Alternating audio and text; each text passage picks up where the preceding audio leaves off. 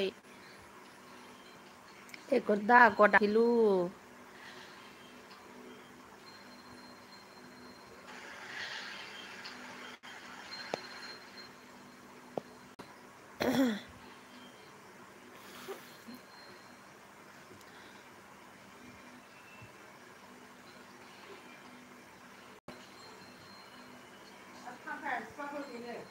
Đang lấy bên đâu? थाबद्राय मानसियासो फैला नामा आंनियाव हे नमस्ते माजों फैगोलै बासजों फैगोना साइकेलजों फैगोना ट्रेनजों फैनायलै मा ओंख्रि जानानै फैनाय खिथाहरद' नमस्ते जि आङो आन जाबाय थानायखाय रागा जोंनानै फैयाखै दे सानथाम जाबायगोन दिनैजों फैया सानथाम सानब्रैसोआनो जाबाय खोमा आरो दिनैबो फैयामोन आं फैनोसै होननानै फैबाय आरो आंनि गोसोसो आं जेजोंखि फैयानो माजों फैया होनना सोंदों आं मा आंनि गोसोसो जालायथारगोलै सयथि माजों फैदों होननायालाय लाइक हो दे मोनसे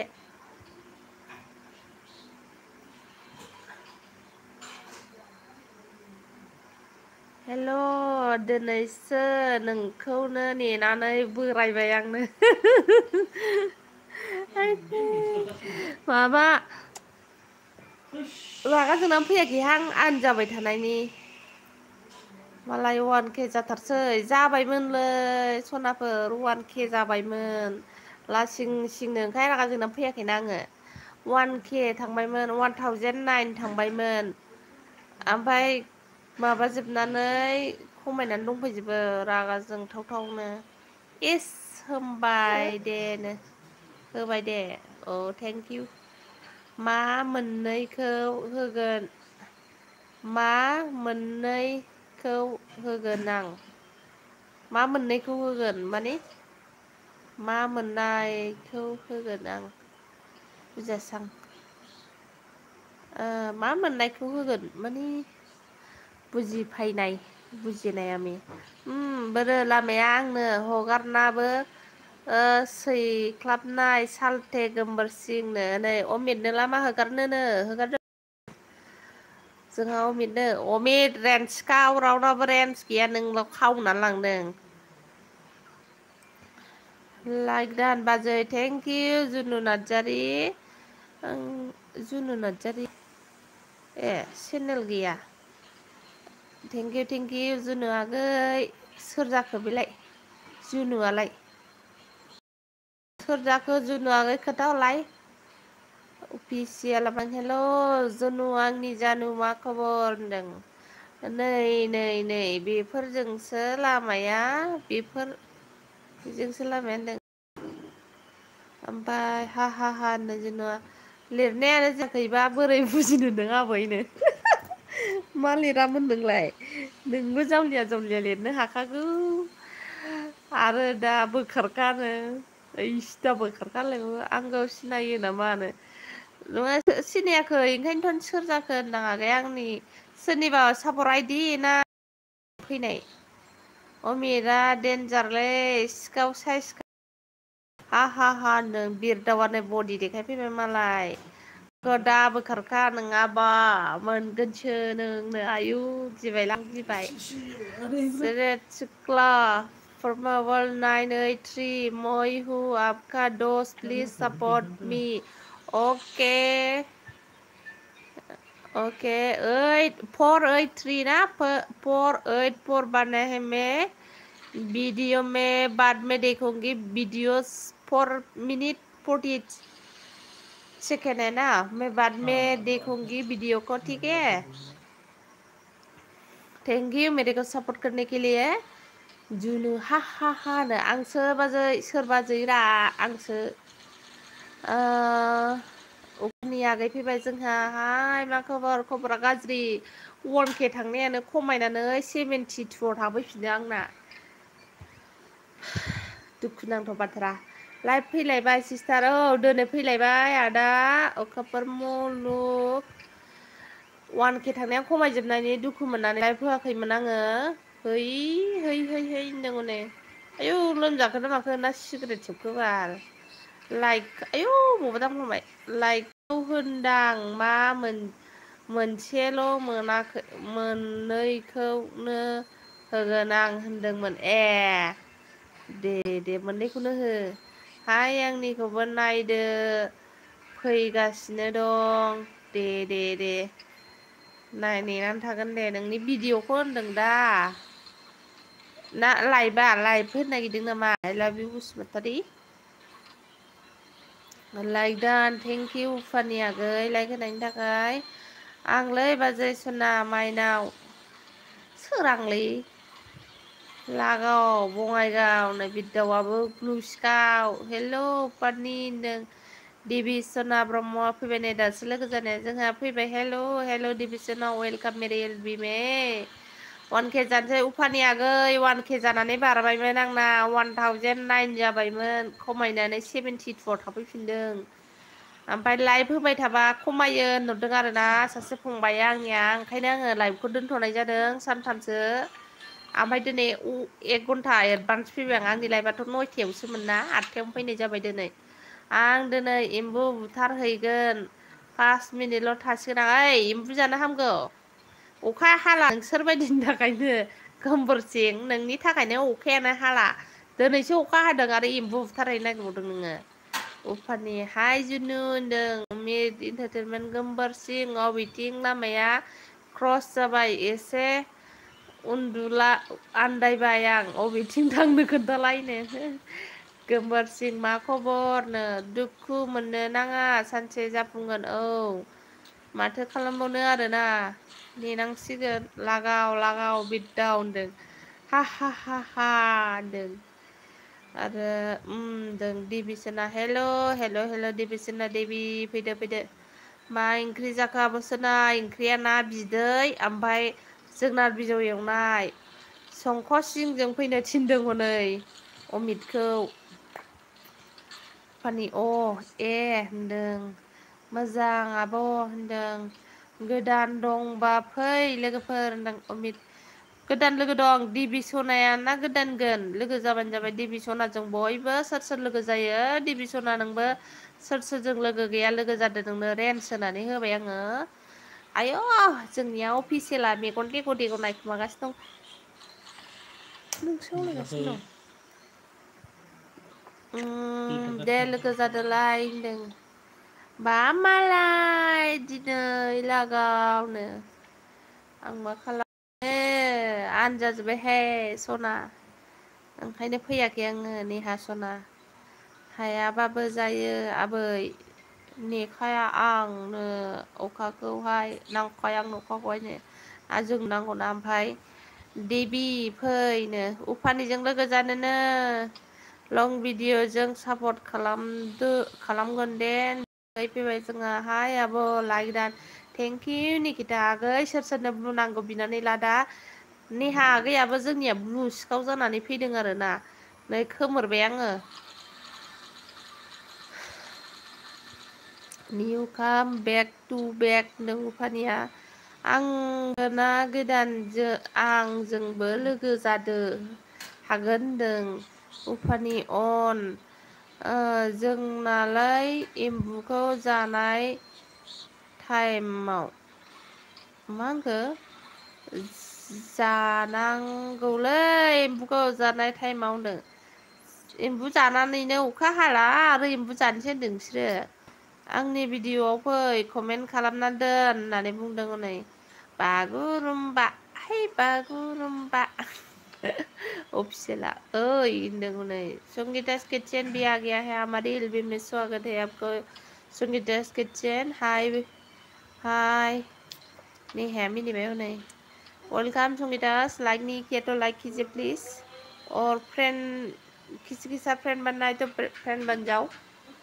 उफानियाबो भिडिअखौ नायफै आरो कमेन्ट खालामना दोनदों उफानि नोंनो ब्लु हरसैना र' सोनार हरनै दं आङो हरबाय जाबायना उफानि जाबायथ' लायदों थेंक इउ मा ओंख्रि आब' ओंख्रिया ना बिदै आरो माबा जोगोनार बिजौ एवनाय आगै नोंस्रालाय निकिता आगै आंनोबो दसे ब्लु होबाय। कैसे हो? मैं ठीक हूँ। आप कैसे है?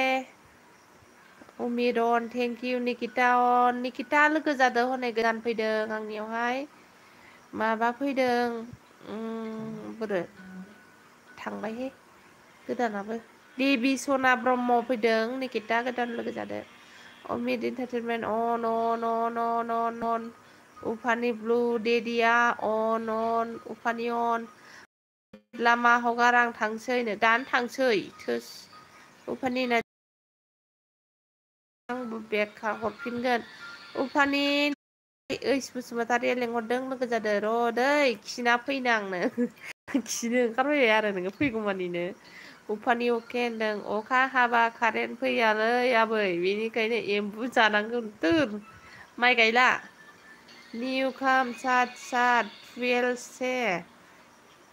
संगीता किचन के पास 12 आईडी है। किसी के पास आईडी है तो एक्सचेंज कीजिए मतलब बदला बदली कीजिए। लाइक डान थेंक इउ। ना बिदैसो ए ना बिदै नोंस्राबो। गोमबोरसिं बैनाय मा खबरनो एम एस बड' हेल' हेल' वेलकाम। आं गोथां होलाय नोंनो गोथां नांगौ दे दिया मोजां होनदों। एनार आगै फैबाय नै जोंहा लाइक दानाबो सना थेंक इउ। निउ काम सत टु बार आइडि सेट देबि सना ओखि लोगो खालामदो देनो लोगो जानोनो।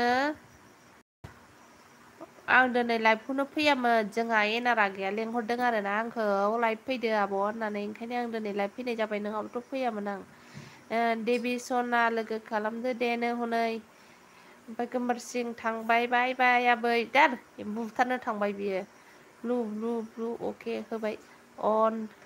माइ गायबा सिनस्रि सायो आबै आरो गोसोमबो जायो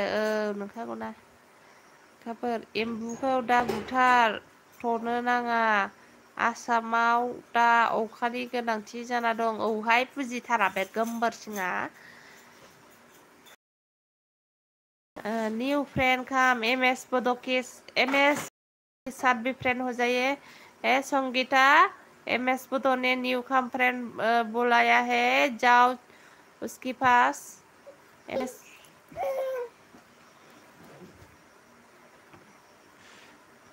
एम एस बड' के पासआव एम एस बड' नोंखौ आङो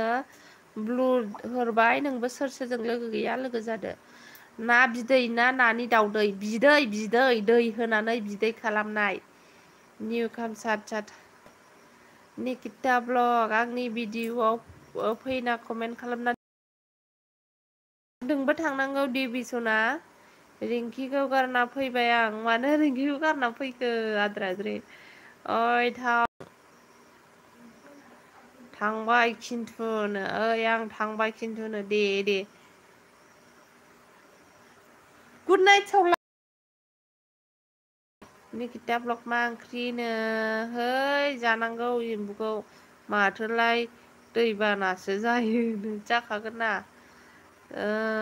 जानांगौलै एम्बुखौ बेदरसो फ्रेन्डनो आंहा जानो बोरैबा मोनो ना बिदैसो एनार नोंसिनालाय होनदों देबि दान देबि नोंखौहाय निकितायाहाय माबायाव पानियाहाय सापर्ट खालामबायनो बैयाव दैसा ओइ दैसा गुड नाइट सेनसै होननाया बोरो आबोसोना आबोसोना आबोसोनानो थेंकिउ थेंकिउ थेंकिउ थेंकिउ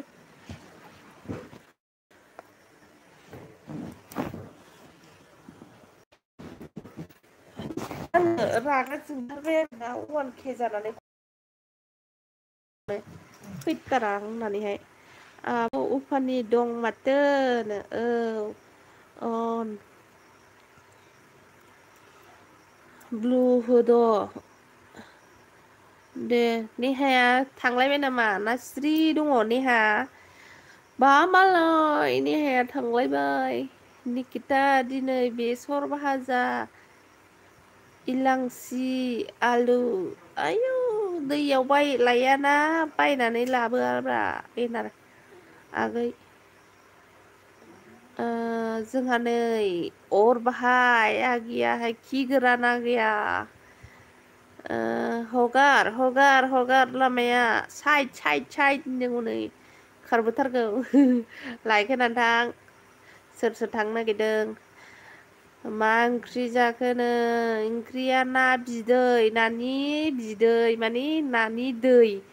बिदै जहल नोंसोर दा दाउदैसो सानलायगोन नानि ओमफ्राय जोगोनार बिजौ एवदों आरोना आं खालामगोन दे आं गाबोन खालामगोन उफानि नङाबा आनसाबस्क्राइब जायो ओइ जाखायो खालामबाबो खालामाबाबो देबिसना गोथावथार गोथाव एनार होनदों जागोन दे होनदों सेन्देल ब्लक सोर सेन्देल ब्लक जालायखो बेलाय मा ओंख्रि जाखांखोनो ओंख्रिया ना बिदै आरो जोगोनार बिजौ एवनाय सोर सेन्देल जालायखो दा आं सेन्देलखौ दिनैसो फैदों आंनि एल बि आवहाय आंनाव दंखायो नाम सोलायबाय खोमा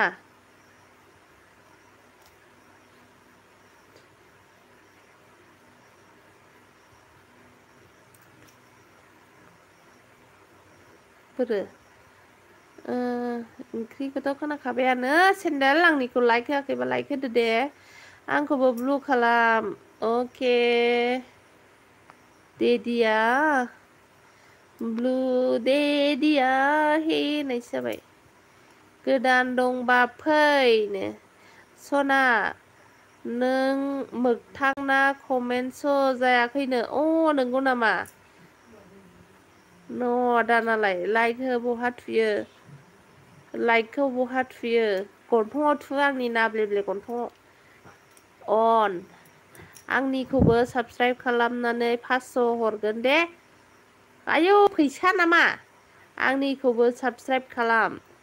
ना होनो 500 हरगोन देनो ओइ फैसा 500 मोनगोननो साबसक्राइब खालामा आइ लाभ इउ एस पि बसुमतारिनाव आं नै डिलिट खालामबाय सेन्देल ब्लक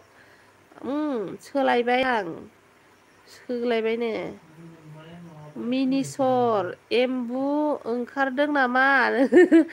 एम्बु ओंखाराखैलै मिनिसराखै माबा मिथिसारखौहाय माबा मिथिसार मोगथां माबा खालामनानै फै मा होनो दस्रा चेनेल खुलिनानै फै मालायबा मानो कमेन्ट स' जादिया बेबा अबावबा बानायो बेखौथ' आं रोंला आइदि मोनसे माबा खुलिनानै फैनो थिन मुसाहारि बेखौहाय सोलायबाय आं बेथ' जोब्बाय मिनिसर साबसक्राइब खालामाबा साबसक्राइब खालाम आंखौ सोर सोर साबसक्राइब खालामाखै बे मिनिसरालाय सोरथो जालायखो दा र' अबाव थांखो बोरो अबाव थांखो मिनिसरालाय नै नै माथो मिनिसरा सोर जाखो गोदानसो नामा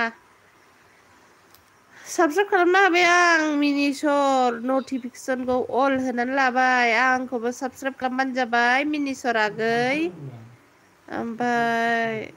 निउ फ्रेन्ड कामफुल वास केस सात अर बाहाय सिडिखौ नुथारला माथो दाना सिडिया दा फैगोन मा खालामबानो जाबाय अर बाहायजों लोगो जाननो दिबि सना आगै कल खालामदोंमोन दासो एक्सना मा खबरनो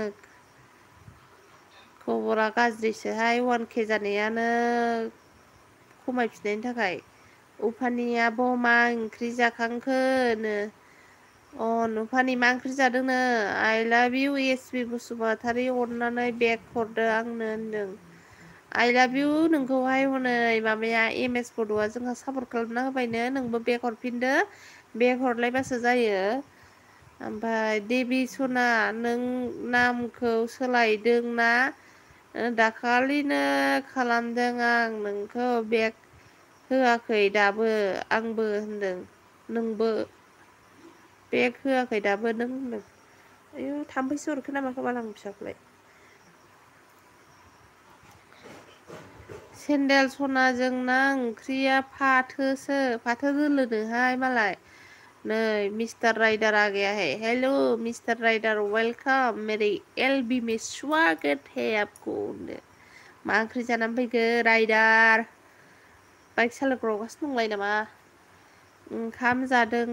आं बायनो। नोंहालाय? आं लाइभ फैनायावल' ओंखाम मोनजाखायो। उफानि ए मिनिसर नार्जारि आंखौ सापर्ट खालामदो ना खालामाखै? सेन्देल लोगो जादो दोनो। निउ खाम निकिता खालामबाय आं। उफानि निउ दंबा फै। उफानि हनै बे मिनिसरखौ खालाम। मिनिसराबो नोंखौ खालामथों। मिनिसर आं नोंनो ब्लु हरनानै होनि दे। नोङो बयखौबो सापर्ट खालामनानै हो दे। सेन्देलाबो उफानिखौ अन एनारा थेंकिउ एनारागै। देबि सना ब्रह्म अननानै आंखौबो लोगो खालामदो। आंबो अननानै बेक हरफिनगोन। देबि सना ब्रह्म ओइ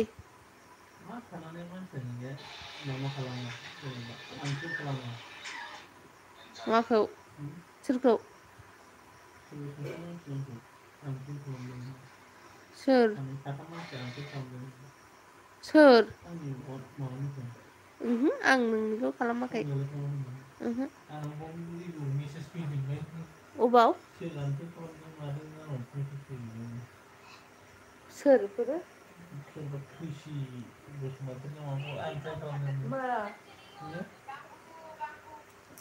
खालामाखै दा।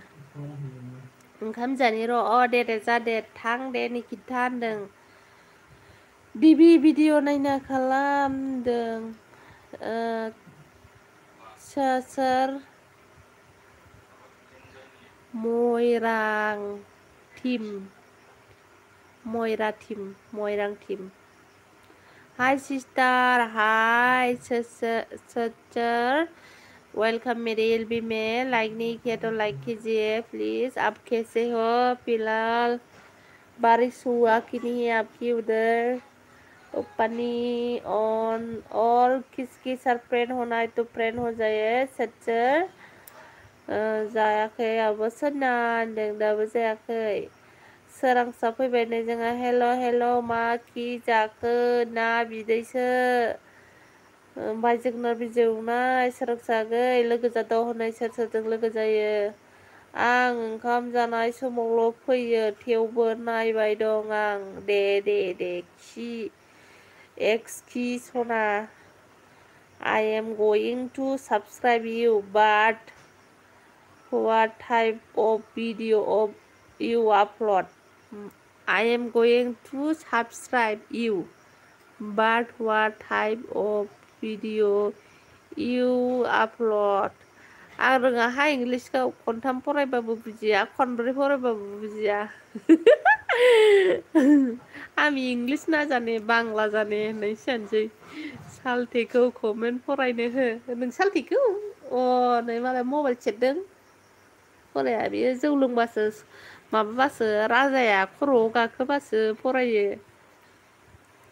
ओइस बसुमतारी आंनि भिडिअ'आव फै होनदों हनै। मिनिसर डन थेंक इउ। मिनिसर थेंक इउ। मिहिसरसो मिनिसर होनगासिनो आंहा। साबस्क्राइबा 3 जाबाय नामा नोंनियाबो? ओमफ्राय बसुमतारी दान। हाय बुरि पार्सनानो हाय जावैसो मद' आथिं बोरैमोनलाय जावैसो गाना आदै मद'द' बिखा खांदांदां होननायनि जाबाय। नायना खालामदो निकिता होनदों। मिनिसर नार्जारि आं लोगो खालामबाय दे बेक हरफिनदो दे। मिनिसर नोंखौ उफानिया सापर्ट खालामबायनो, नोंबो सापर्ट हरफिनदो। जाय आंजों लोगो जागोन बेखौबो आं बोर होगोन थाब 1K जानायनि। आंखौलाय माथो बोर होआखै? ओहो औ हो होनदों। सेन्देल फुल वाट्सआप दोन आंनिखौबो फुल नायना खालामदो दे होनदों। गेमसो गेलेदों आं नाथाय नोंनि लाइभ नुनानै फैबाय। थेंक इउ लाइभ फैनायनि थाखाय। औ थांबाय एम्बु बुथारनो गोमबोरसिङा। थांजोबलायबाय नै 6 जनल'सै 17 जन मानसिया। माला थांस्लायखो? I am going to Bangladesh কেন বাংলাদেশ যাব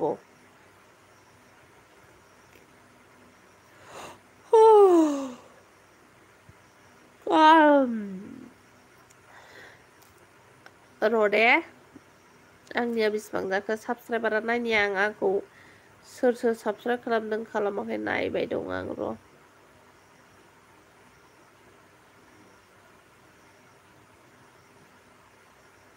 83 खालामाखैनो होनदां नायदो आंना साबसक्राइब खमायबायसो आंनालाय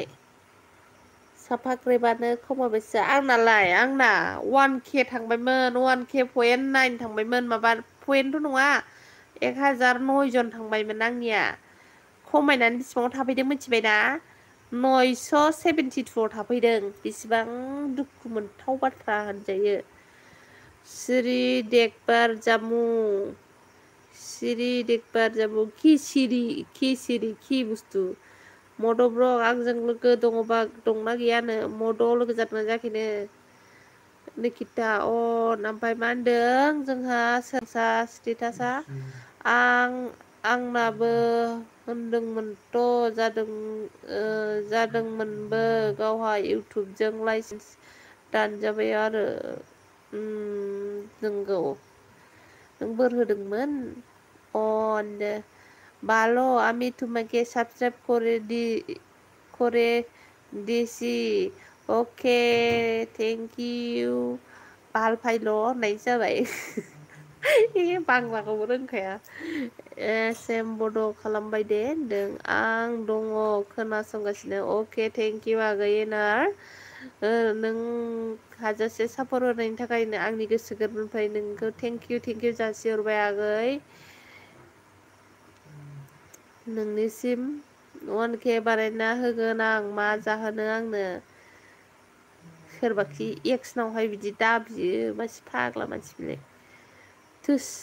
बिदि जायो सोरबा बे फाग्लानि बिदिजों जायो होननाय जानोसै सेंग्रा बेंग्रा हाथि लेंग्रा on thank you Nikita on thank you Ufani on thank you Enar thank you Ufani thank you एम्बु बुथारग्राफोरनो आइ बिमा लाखिया गाबना अखायानो हाला औहाय बे गोमबोर सिङाबो एम्बु बुथारो आरो आइ लाभ इउ एस आबो एम्बु बुथारो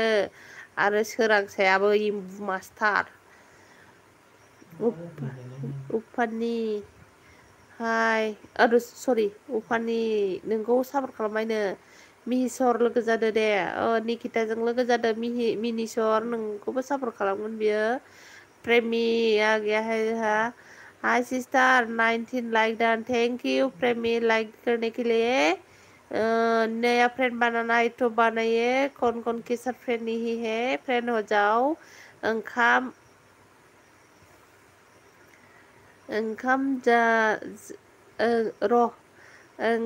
जाखो हैग्रो र' आंना बस्थाया खालि जानानै दं दे जाहै दे मनजुलि नानि आंबो लोगो जादो मनजुलि नानि आंजों लोगो जादो नोंखौ सापर्ट खालामखाबायना आङो दहाय नाय नोंखौ साबसक्राइब खालामखाबाय आङो आंखौसो नानि होनदोंलै नै अलाव होनानै लाबावदोंसो आं नै नुबाय साबसक्राइब खालामखानाय मगना नुदोंना नुवाखै होनदोलाय बाल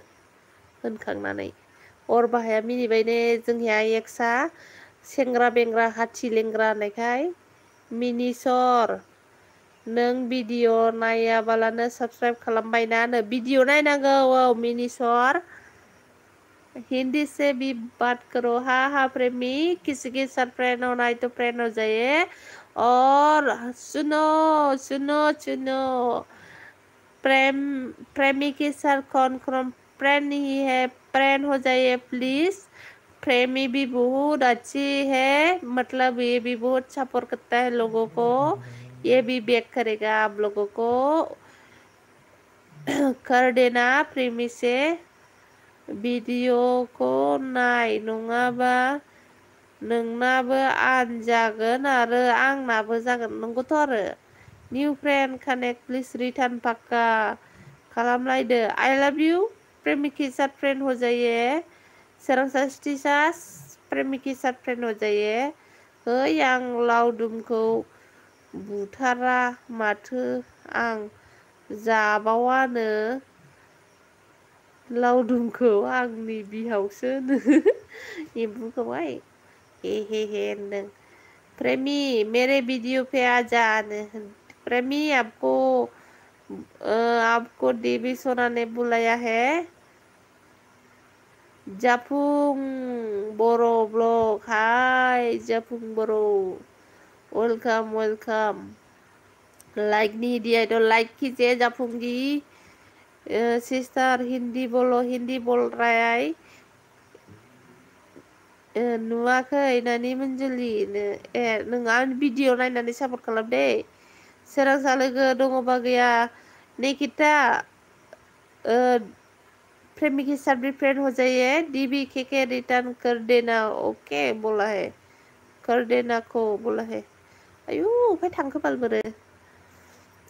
फानि अन थै आं रावबो जाया लोगो थांबाय आंनो मानो थांबायखो गोरोबथावारि फेमिलि फैबाय आंहा नै हेल' आब' मा खबर नो खबरा बिदिनोसै आगै 1K जानाया खमायजोब्बाय आंनिया एनार अन थेंक इउ निकिता अन उफानि अन मदद होबायलै आंखौ होनगोनिया होननांलियानो थेंक इउ ब्रिटेफ हाय ब्रिटेफ वेलकम मेरी एलबी में लाइक नहीं किया तो लाइक कीजिए प्लीज अगर नया है तो सब्सक्राइब करके जाना प्लीज मे बी अगर बैक सपोर्ट चाहिए तो मेरे पास वीडियो पे कमेंट छोड़ के जाना ठीक है ब्रिटेफ मैं भी आपको सपोर्ट करूंगी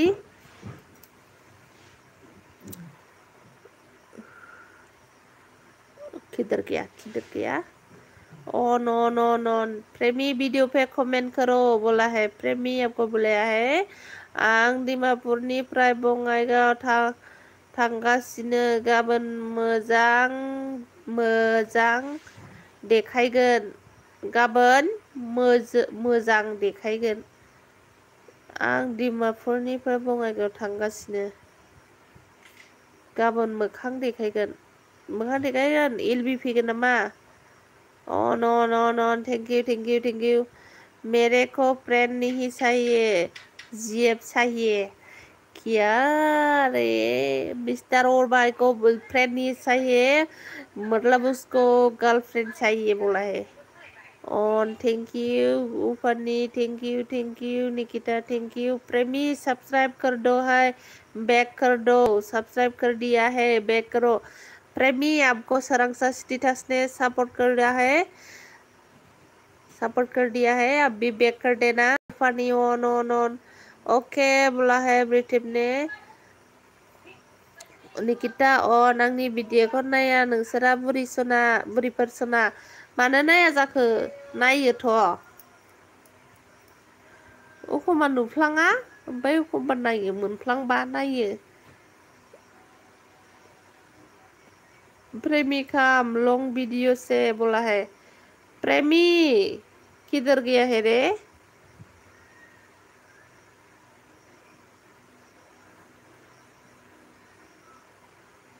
प्रेमी साइड किसी की वीडियो में गया है सिख्लाफोर दंल'बासिगोन लोगो जायो आंजों रावबो लोगो जायानो उपानि अन थेंक इउ निउ काम 7 आइडि से अनुपमा ने 7 आइडि से बुलाय आं नोंखौ सापर्ट खालामबायमोन नै माथोलाय रिटाबालाय बर' मानसिसो नामा ना मोगथांसो नामा थेंक इउ सापर्ट खालामनो थाखाय नोंनोबो सापर्ट नांफिनगौबा खोन्थाहरदो दे ब्रिटार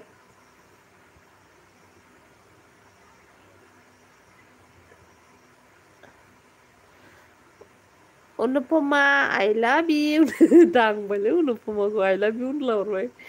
आइदि अन मदोहाय अनुपमा अरजि खामनो नोंनि गोसोनो अनुपमा प्लीज कम वीडियो पे बोला है मेरे वीडियो पे बोला है देवी चेक करो रिटर्न करो for it the full washing डन और जी खामने प्रेमी आपको कौन बुलाया था रो कौन बुलाया था प्रेमी तुमको उपानी बुलाया था उपानी नर्जानी बुलाया था आपको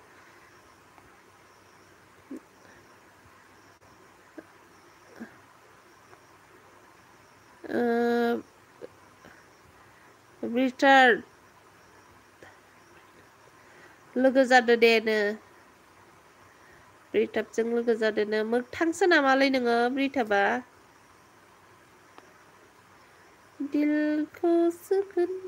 दरवाजा कौन बंद करेगा बाद में नहीं अभी जाओ ये मस्तानी का दरवाजा कौन बंद करेगा थांफै आ रही है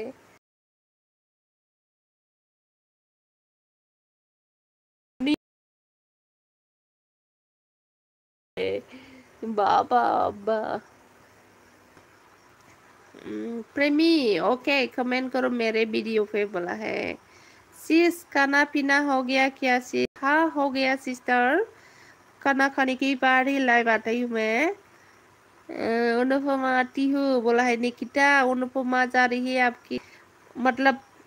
अनुपमा निकिता जा रही हूँ आपके घर में बर'फोरा गोदान दंबाबो आंजों रावबो लोगो जाया बेखायनो आं बर'फोरनो लाइभ नायला दिनैनिफ्राय जायाखैखि जायो जायाखैबा नोंनिया ओरैनो 150 माबा थांदोंथ' मानजिनांगौ नोंखौ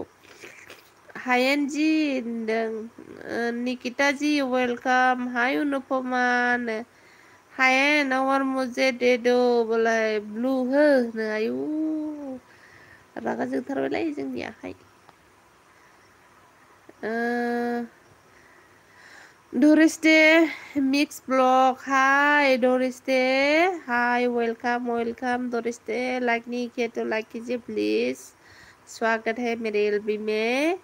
ओ किसी ने 19 लाइक डन बोला था अनुपमा ना प्रेमी बोला था अभी 18 लाइक है ओनली कौन लाइक नहीं किया है लाइक दीजिए प्लीज आइया दांफ्लांबाय सामबावनानै थाबिसखौ नोंनिखौ थाबिसखौ दांफ्लांबायहाय नोंनिखौ देवी कमेंट कर दिया हुआ है चेक करो रिटर्न करो बोला है ब्लू को बोखारलाय नानी नांला थांनोसै नामा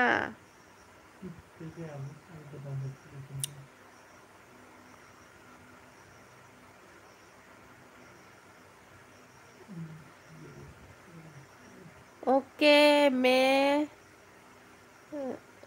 कर दूंगी अभी प्रेमी बोला है देवी आई एम वेटिंग बोला है आंनो हारसाफोरासो बांसिन होदों एक्सना नंगौ नामा ओके प्रेमी हेलो फ्रेंड हेलो 19 लाइक डन बाजै थैंक यू प्रेमी डोरिस्टे मेरे को लाइक दीजिए मिक्स ब्लॉग सोरबा मा ओंख्रि जानाय खोन्थाहरलायदो लोगोफोरनो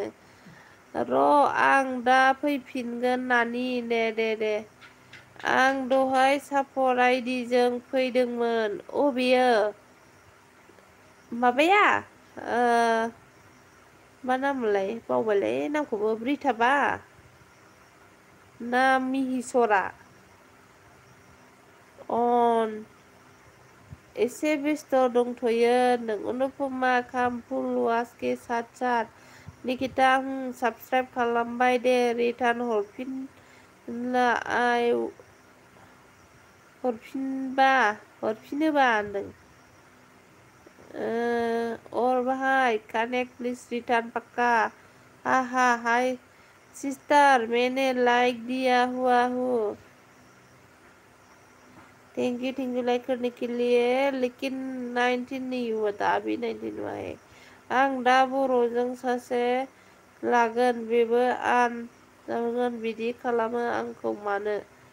नार्जारिमोन होनदों नार्जारि मिहिसर नार्जारिमोन नामाथाय मा नार्जारिमोनथाय और बाहाय टेनसन दाला अनुपमा जी फुल वास सावधान किया है, प्लीज रिटर्न कर दीजिए। अनुपमा आपको बुलाया है। ओके प्रेमिका mulai प्रेमी हाय बोला है। हाय प्रदीप गयारी हाय फल'वार्स खालामबा आनसाब जायो, खालामाबा आनसाब जायो। और कमेन्ट सरदेना केके बोला है दुखुलै हायेन ब्र होननानै।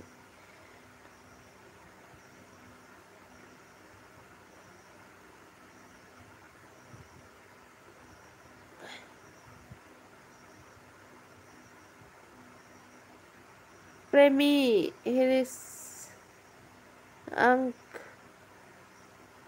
प्रेमी आपको वैस बसुमतार ने बुलाया है।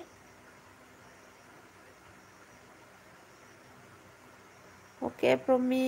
वीडियो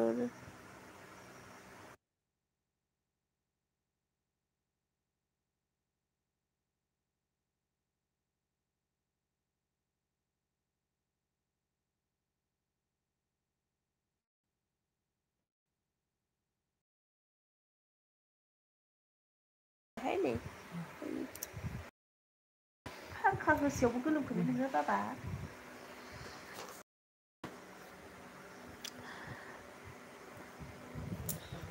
ऐस बसुमतारी क्या बोला है हाय बोल रही है।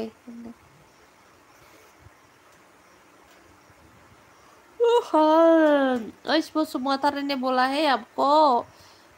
मेरे को भी फ्रेंड हो करो बोला है, मैं भी आपको रिटर्न करूंगा बोला है। ओपिनियन प्रेमियन प्रेमियन उपानी प्रेमी के साथ फ्रेंड हो गया ना। प्रेमी उपानी ने आपको बुलाया था, उपानी के साथ फ्रेंड हो गया ना। याद नहीं है रे मुझे, मेरे को याद नहीं है।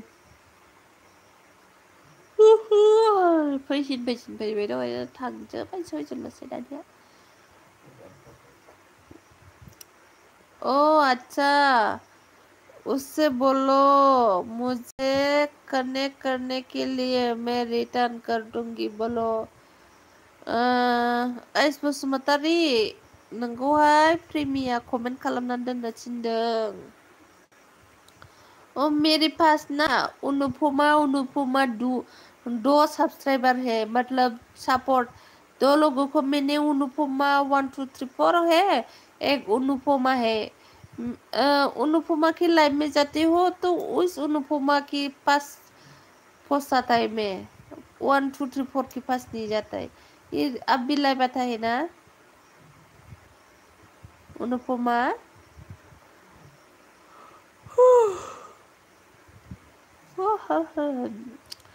ब्लू कीजिए किया ऑन ब्रिटअप प्रेमी। Okay like that, thank you like करने के लिए। प्रेमी सपोर्ट किया है अब ब्रिटअप ने, आप भी बैक कीजिए प्लीज। ब्रिटअप कमेंट नहीं आया फिर भी सपोर्ट मिला तो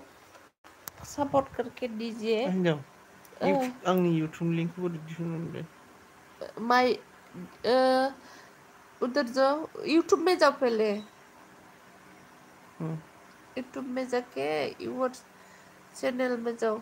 यूर चैनल अबाउट में जाओ, उधर उस में ये प्लेलिस्ट अबाउट ये है ना लिंक ग्रीन कलर का, इसको टाइप करो, कॉपी पे लेके जाओ। हो गया।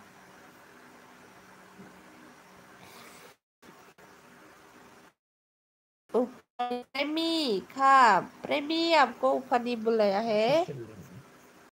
गोदान खुलिबाय मा डाइरेक्ट खुलिखो वेबसाइट एड्रेस वेबसाइट एड्रेस खोनाया वेबसाइट एड्रेस खोनाया यूट्यूबनि लिंकखौ नायफिनबाय आङो बे जायाखै मारै वेबसाइट लिंकआ आंनि वेबसाइट उपानी ओके कमेंट देने से सिर्फ अच्छा लगता है ना इसलिए बोला हाँ हाँ स्टेला आगे है आंखौबो सपोर्ट खालामदो दे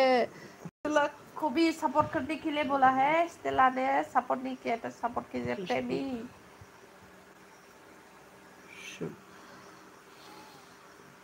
देवी फैफिनबाय नै जोंहा हाय क्या हाल आदि खर' मा सालाबाय थालाय कमेन्टआसो बारग'लांजोबलायबायहाय लंग वीडियो से कम बोला है सावधान प्रेमी कमेंट चेक प्रेमी आपको सपोर्ट किया है ऊपर ने के हाय क्या हाल है ठीक है प्रदीप ब्रो आप कैसे हैं डिनर हो गया फ्रेंड हाँ हो गया खालामबाय दे मंजुली नानी okay actually you know what today I am going to subscribe all I and I watch your videos tomorrow okay कल देख लेना अनुपमा खाम तब नोंबो गाबोन बेक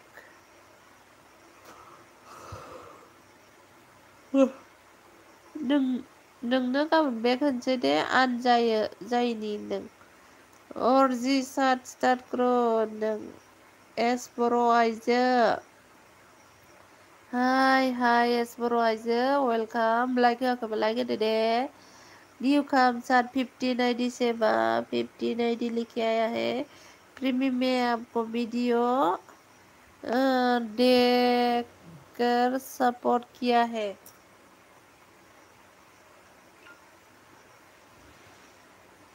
खयथा फेसबुक खुलिदोंलाय हा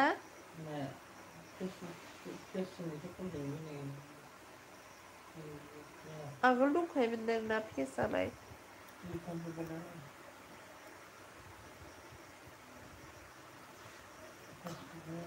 आं हयले स्क्रीनशॉट खालामना लाखायो दे नंगौ हेलो प्रेमी कमेंट कर दिया मुझे करो दे फ्रेंड हाय प्रेमी बोला है प्रेमी किसी की घर में गया है क्या प्रेमी ने थैंक यू अनुपमा बोला है प्रेमी में आपको भी message was for free me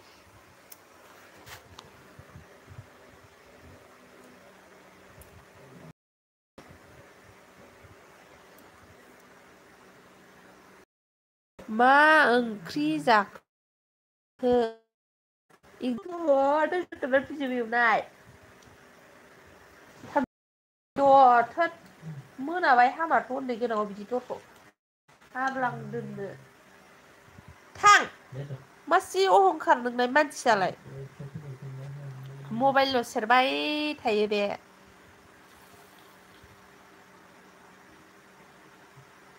थांद'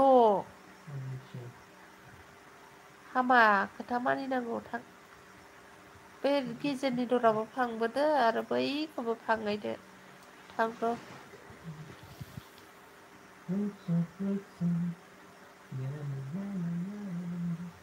comment खालामद' मेंजोब्बाय मा बयबो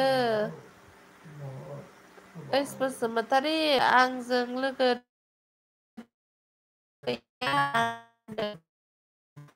बसुमतारी नोंहा निकिता ब्लगजों लोगो दंना गैया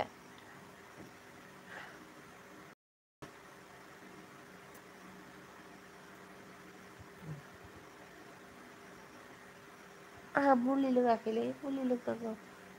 नोंहाबो मुलिया लोङैद' उपानि अर थेंक इउ माबाना रिटार्न खालामो माबाना रिटार्न खालामनोबा आंखौ माथो रावबो खालामाखै कमेन्ट हरनानै फैखादों दा रिटार्न बा कमेन्ट हरनानै फै होमबासो नोंखौ रिटार्न खालामो ब्रिटान ने किसको सपोर्ट किया है प्लीज ब्रिटान को भी सपोर्ट कर देना ठीक है ऊपर चेक करो रिटर्न कर दिया है 2.4 वीडियो पर कंप्लीट फुल वॉच किया है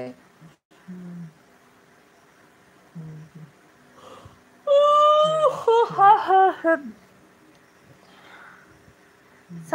Anupama. And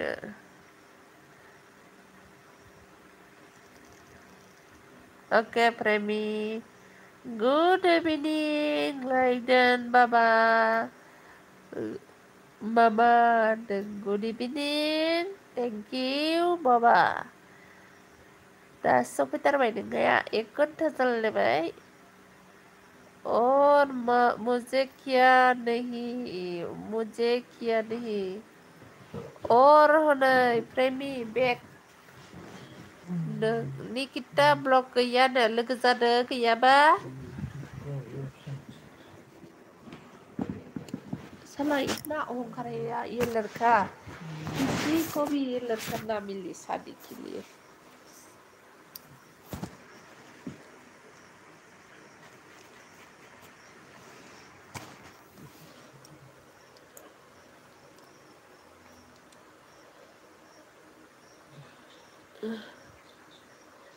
ओके प्रेमी किताब लोग गया काम न्यू फ्रेंड उपानी ओ भाई ओके कमेंट किया खालामदो दे रिटर्न ऑनलाइन ओइ मंजुलि आगै हा दाउ बेदर लाना फैबाय नै जोंहा आदा राजु आनजाजोब्बाय 1K थांखानायानो लासिं सिंनो हाय उफानि ब्र होनदों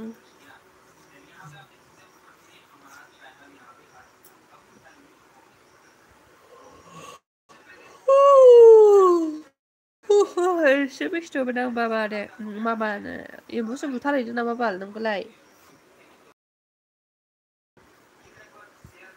अनजु लाइभ फैदों नै ओमफ्राय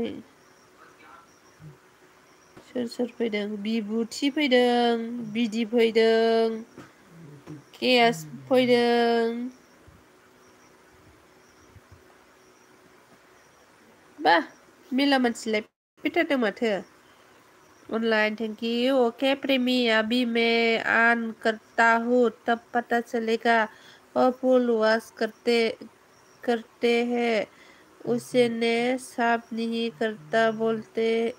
हैं ऐसा फ्रेंड नहीं चाहिए मुझे मुझे माखौबो लोगो खालामना हो लेथन एस बर'जों लोगो गैयाबा लोगो जादों उफानि एस बर' आइजोजों लोगो गैयाबा लोगो जादों आदाजों मा ओंख्रि जाना फैगोलै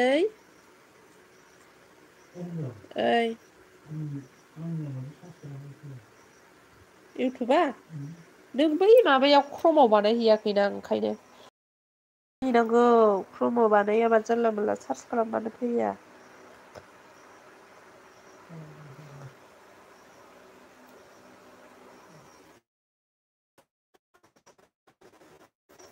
मोजां किस उफानि नै आयु हामजोबो नागिरखाबाय जोंहा मोजां उफानि आंहा खबरा दं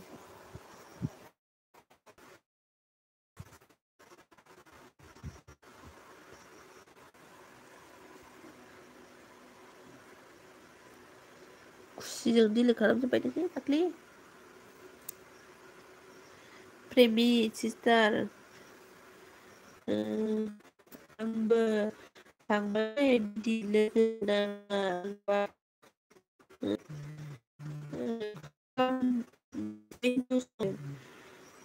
I love you too उफानि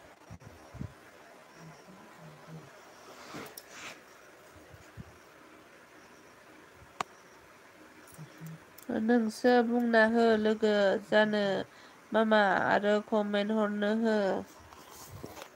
आयु बेयावलाय मा माइसुं जाखो नामाथाय आंनियावहाय मानो मानखो आथिङाव जोंहा लेथन बाग्लारि जों सोर लोगो गैया लोगो जादों निकिता आगै सोर लोगो गैया लोगो जालायबानो जाबाय लेथन बाग्लारिजों ओइस बसुमतारी नोंसो बुं खोथा आंना गाज्रिसो खबरानो मानो उफानि ब्र होनदों और भाई चेक करो कमेंट सारा है भाई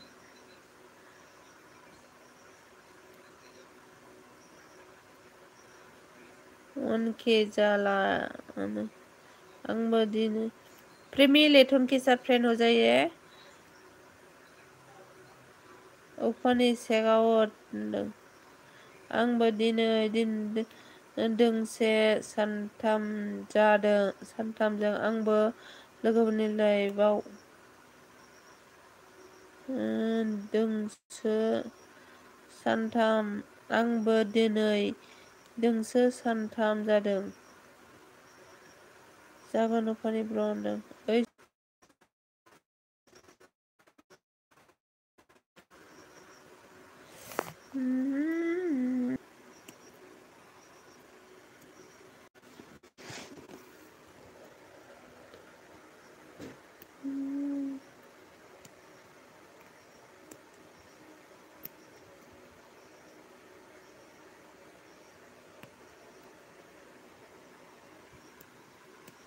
मा खबरनो खबरा बिदिनोसै राजु लोगो खालामदो दे नो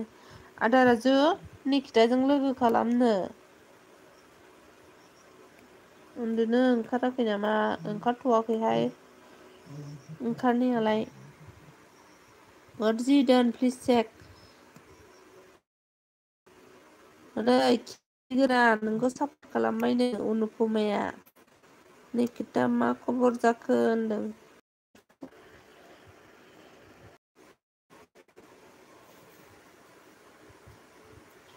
लाबाय मोजां बेथ' नाथाय नोंहालायदों मोजां बेथ' नों गाबोन फैफिनगोन नामा आङो गाबोन नायनायनि आं फैलागोन गाबोन लाइभ फैबाय थाबा आनजाबाय थायोनो ओंखायनो फैयाखै आं दोननोसै दे मन्जुलियाखै सनानो अके बाय बाय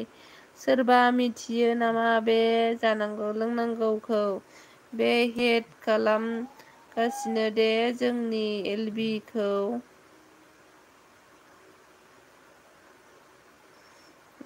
जोंनि एलबिनिखौ बिदि एसडि आरो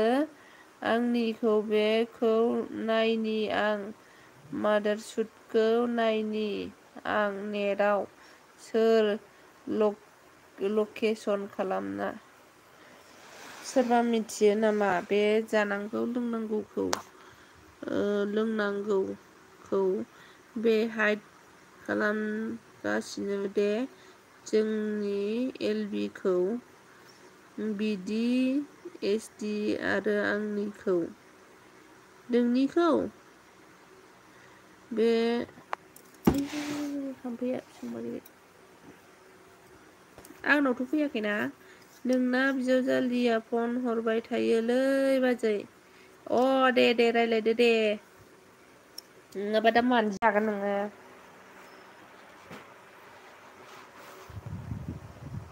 रायलायदो दे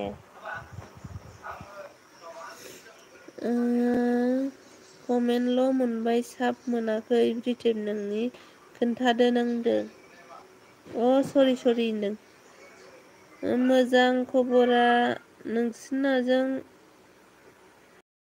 नोंसोरजों ओरैनोथ' एसे गेजेराव आंना खबरा निखिता होनदों गाज्रिबो होनदों एसे मोजांबो गाज्रिबो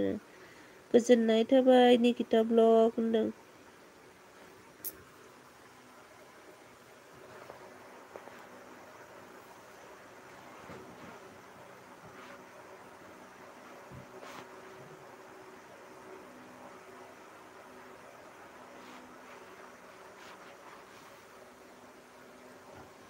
गोजांबायहाय फांखा होनाया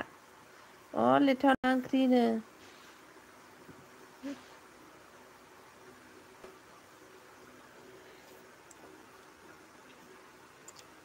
निथुमनि लाइभ फैदों नै सोर निलि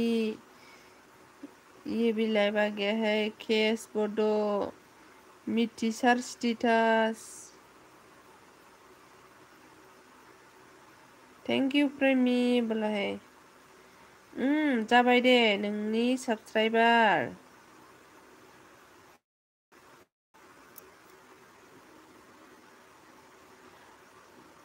अपानि नोंहा वाच टाइमा बेसेबां जाखोनो अपानि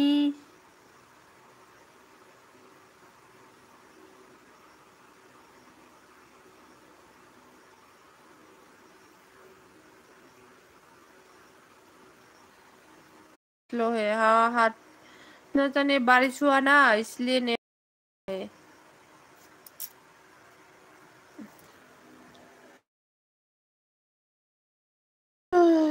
बिदि नेट प्रब्लेम बाथ' बायोलां घन्टासो लाइभआव गिदिंबाय थायो ओइस बसुमतारी फै लं भिडिअजों बेक टु बेक लालायनि होनदों गोलावा लाइभबो होबाय थायोबा होनदों गोबावा लाइभबावो होबाय थायोबा होनदों गावहा लाइभआव होबाय थायोबा ना मा होनखो बुजियासां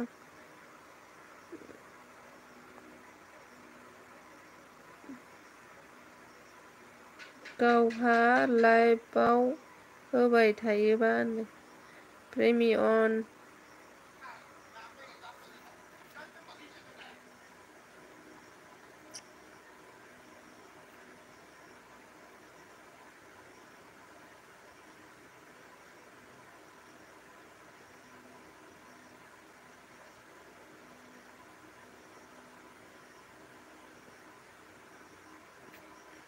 सोरनिखौ बोखारलाबायखो दे आङो निकिता गुड नाइट आब' गुड नाइट आगै बाय बाय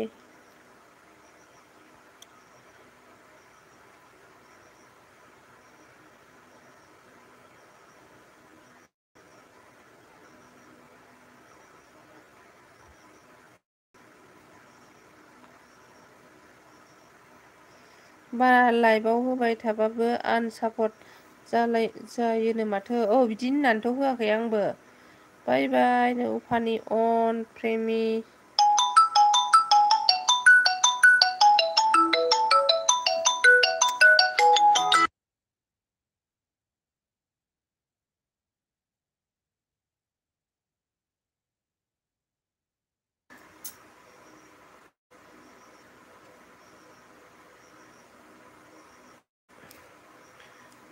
अन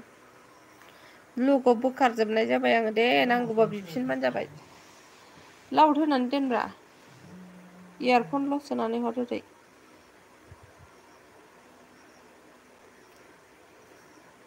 सोर सोर नयजन दङथाय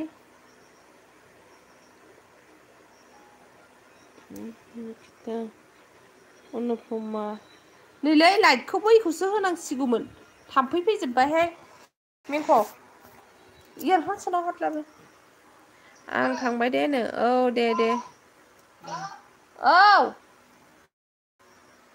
सोर बे र' आंबो ब्लक खालामना दोनगोन आं गाबोन जुदि आं एलबि होनाय टाइमाव हाइड खालामफैबावोबा रावबो नङा बे इउटुबारानो नोंसिनि खान्थाल लाबोनाय नोंसिनि इउटुबानो र' नायनि आं घन्टा होनदों सोर बे र' आंबो ब्लक खालामना दोनगोन होनदों ओइ माबे होन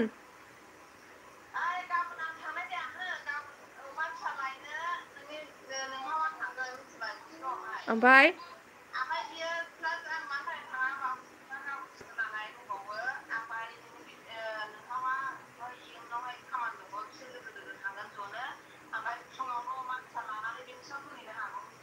औ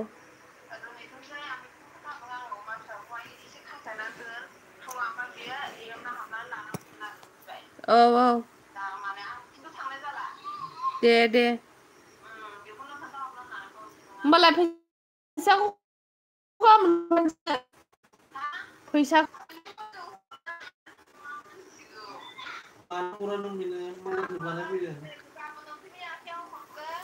मा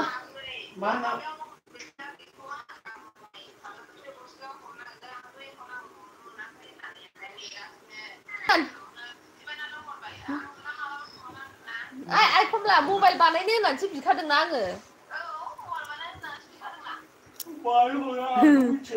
प्रेमि अन अन अन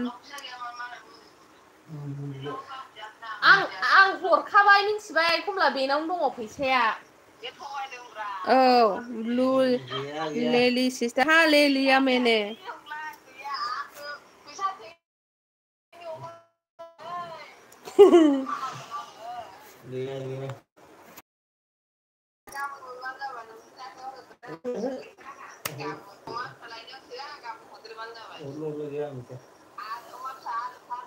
कमेंट कीजिए कमेंट फोन आया है इसलिए सॉरी दे मैंने फोन पे थोड़ा बात किया है इसलिए सॉरी देराखै हाइड खालामगासिनो बिदि बाहाय एसडि ब्लग आरो आंनि लाइभआव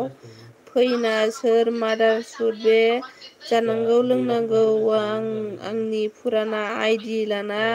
फैग्राया बसुरि गाबोन नों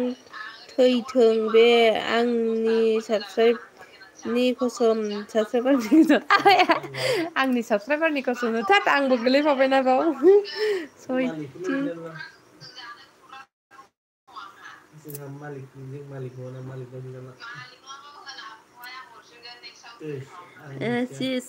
ओके बाय नेक्स्ट में मिलूंगी बाय बाय ओके बाय बाय मेजी ओइ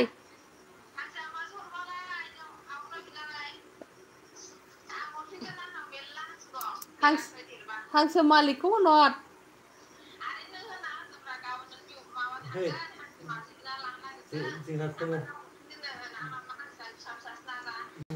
मामा एम्बु बेदर जानो लुगैसोदों आं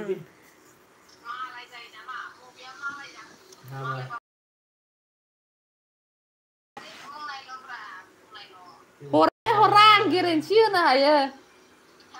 आं गेरेन्थि होनो हायो हरा बे औ नांगौबा जाफै होनगोन बे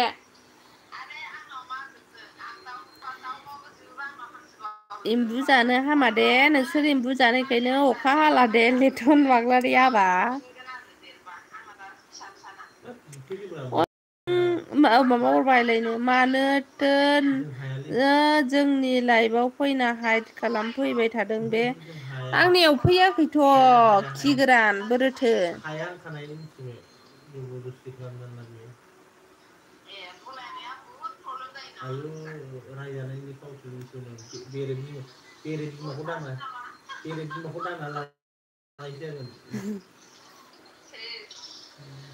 आंनि लाइभआव फैयाखैथ'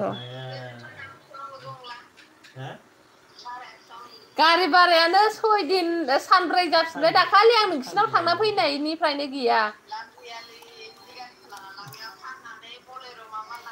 बलेर'बाबो गैखाया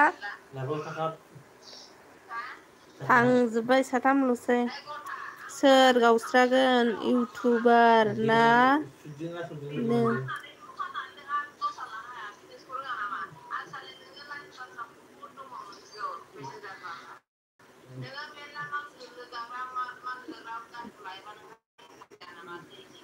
बे गारिखौ फानोबा आङो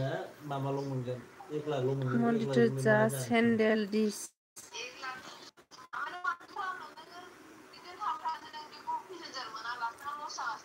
थानांगोन माथो उफाय नेनांगोन सिरि सिरि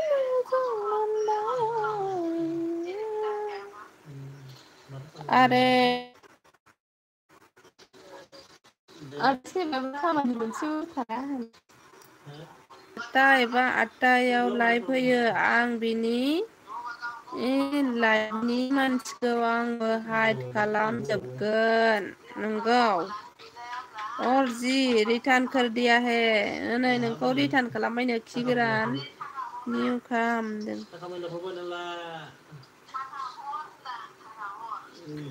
RLG खाम हांसो फानना मोनो जोंहालाय मा फानना मोनो मालायनावसो बिखारि बायदि नुनांगौ माथो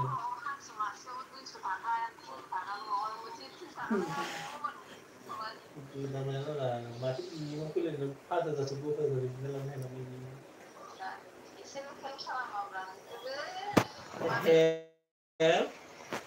आंनो मा जागासिनो दं मिथिगौ नोङो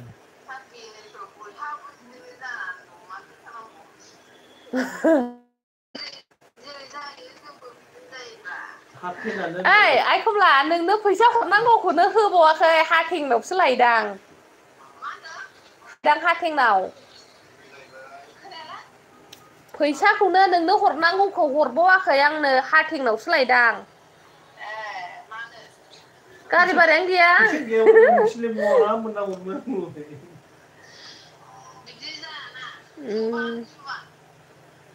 आंबोथ' मानसिना नाथाय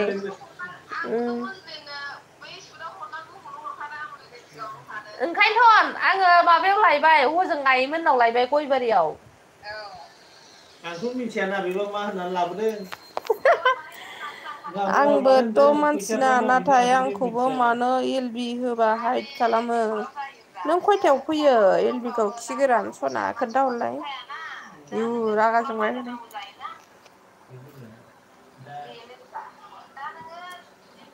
दा थाखा गैयियाव गाव लाबोबाय दा नों गाव मेनेज खालामना हरनांगोन गाव गैया होननानै मिथिखायोबा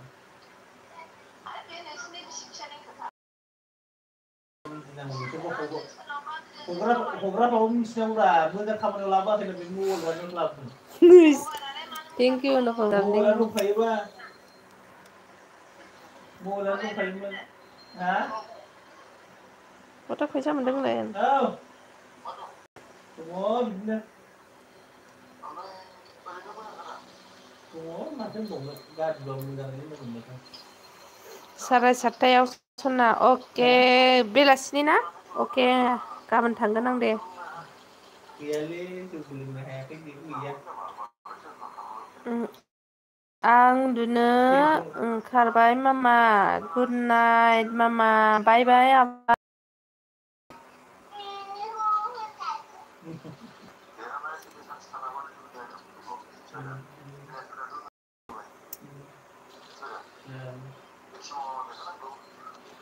नै माबा दाखालिहाय आंनि लाइभखौ नायदोंमोननो आफा सेबाया ओमफ्राय दाना थाग थिग ओरै होनायाव नायफ्लांनाय जाहैदों बियो नै मालाय नोंगौ मैया मबाइलखौनो लक खालामनानै लाजोबो मालाय आं सेरनो मोना होननायाव नायफ्लांदों ओमफ्राय दाना जा टेनसन जाबायनो माबा दावराव जालायबाय होनदां बिस्रा होननानै माबा सेबे लाजिलाबाय बोरायना नामा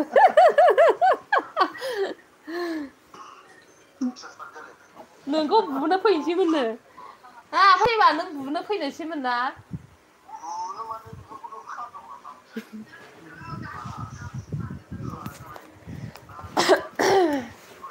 आयदै थाम्फै अरजोबबाय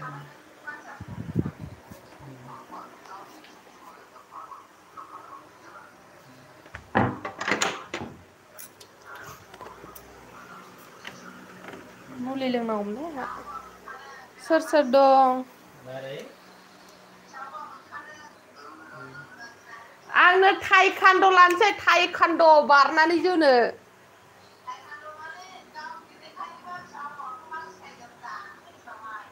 बेनोथन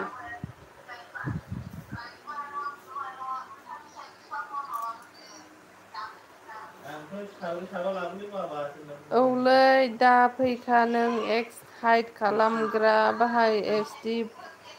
ब्लग आरो आंनिखौ आं चेनेलखौनो दाननोसै खोमा बोरैहाय हाइड खालामो आं बुजियासै आंजोंबो सोर सोर लोगो जायाखै जादों खोन्थाहरदो सारमोननो मानसिफ्रानो थांजोबबायसोलै बड' एस दोनबाय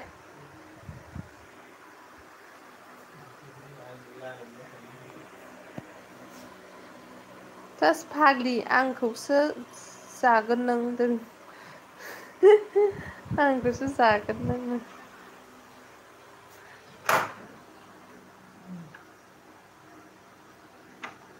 माया नांगौसो जागोन जाखो कि बुस्थु दा बुजिफायनाय आमी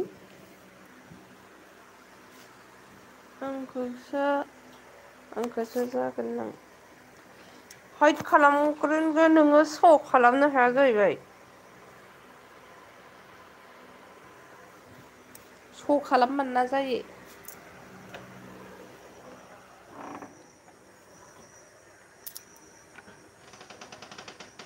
दंलै सना माखासे एप स' खालामबानो जाया आंनाबो दिनै सासे मानसिनि कमेन्ट फैयाखैनो हाइद माबा आंनो हाइद खालामफ्लांदों दा नोंबो हाइद खालामफ्लांदोंदां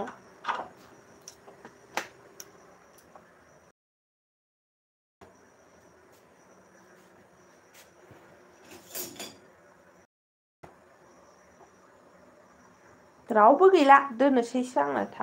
थांजोब्बाय बयबो आंबो दोननोसैसो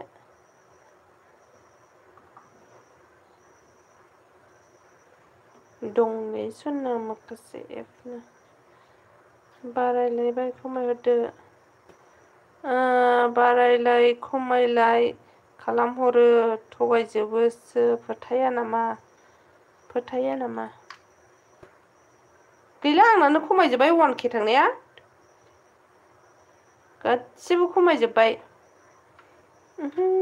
थिनखौ लोंखांखाबायमोन बे दहाय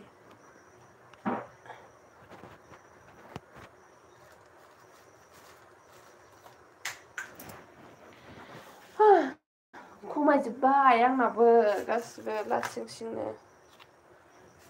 थांनायानो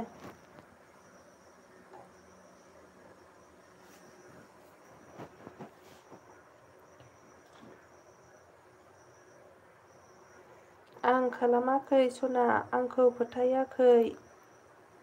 मानो बिदि बाहाय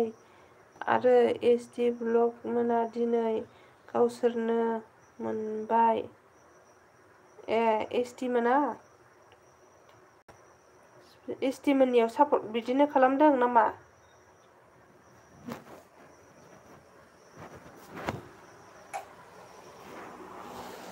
SD मोननियाव हाइद खालामदों नोंखौहाय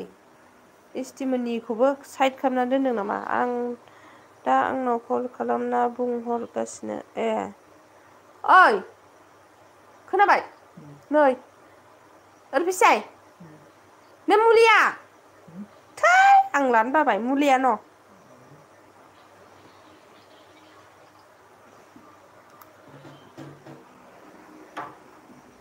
आं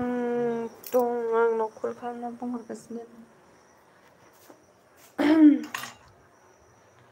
अनलायनो रोङा मदद होआ मारै सानखो सारमोनहा लाइक साबसक्राइब फ्रेन्ड थांजोब्बायानोहाय मानसिफ्रा दहायसो फैजोबदोंमोन बड' बर'जों बर' अनलायबानो जायो ने नुबानो साबसक्राइब खालामना होनांगौ बै चेनेल गैयि मानसिफ्राबो मालाय हरै गोजान गोजान खान्थिफ्रानो साबसक्राइब खालामनायावथ' फैसा थाङाना भिडिअ एसे एनै नायना होनायावथ' नोङो सोरनाबा ओरैसो थांजोबो एमबिफोरा साबसक्राइब खालामना होनांगौ हिसाबाव नङा दे जोंबोथ' बिदिनो खालामोना आगोलनिफ्रायनो आंथ' इउटुबारानो जानो गोसो गैयामोन थेवब्लाबो आङो बयनिखौबो साबसक्राइब खालामना होयोमोन देरथों मोनथों रोंथों बर' जाथिया बर' हारिया नङा दे सालाक जाथों गावबागाव रोंगौथिखौ देखायदों आरो जोंनिया एसे माबा हगारबाथाय नै मुलिया थोद आं दोनबाय आंखौबो हाइद बिदिखौबो हाइद एसटिखौबो आइदि खालामगासिनो एलबि होनो हाला जों सना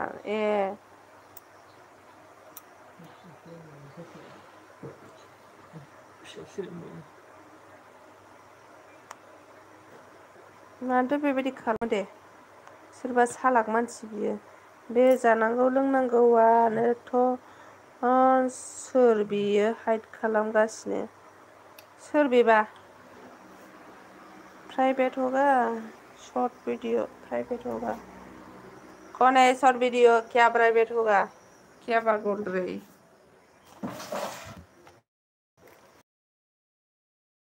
होनो गियो थुनो बुजिया मानोलाय फैसा थांनांगौ ना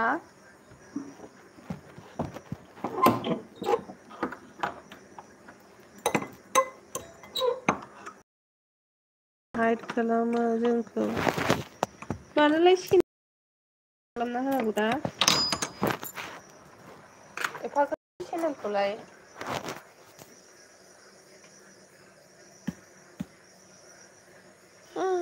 चेनेल गिदिरबा मोनसे खोथा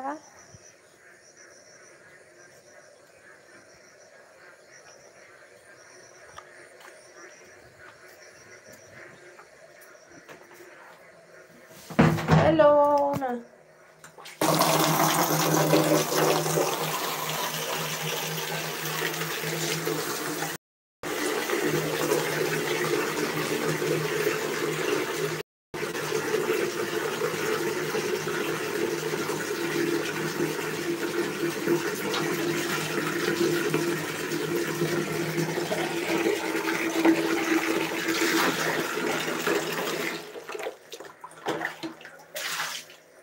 आथिं सुफैदां आथिं र' मानो बुजियाथाय मानसिफोरा औहाय बुजिया ओम नमः शिवाय कैसे हो आप मैं ठीक हूँ आप कहाँ से है माथो खालामबावनो आब' नोंना आनल' जाबाय थाखो औलै नोंथ' खम हेल्प खालामबायना आगैसना आयु नोंबायदि अनासै आंखौ रावबो मिथिबायना बिराद सापर्ट खालामबाय आगै नोङो नोंनिसिम रोजा रोजा साबायखर थाबाय आगै एनार बिराद हेल्प खालामबाय नाथाय आंना नों दाखालि 98सिम मानो थाबाय 98 ना 97सिम खमायनानै आरो अखानायैनो माबायाव थाफैफिनबाय 75 76आव मिथिगौ ना ब्लुबो खारदो आब' अके औ रिंकिया होयो जों एलबि होबा र' जोंबो नायनि नायनायबानो जाबाय आरोना आनल' जायो आंना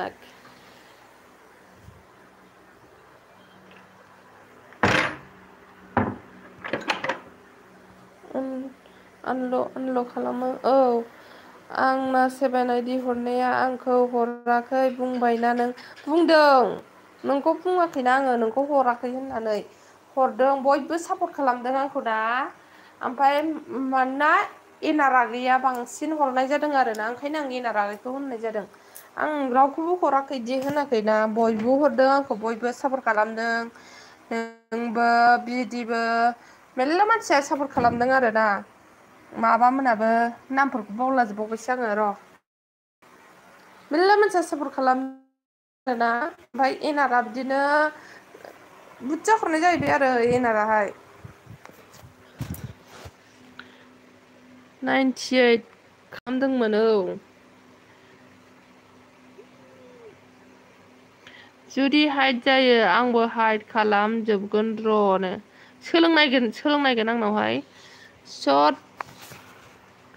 प्राणी मेरे को सपोर्ट नहीं किया तो सपोर्ट कीजिए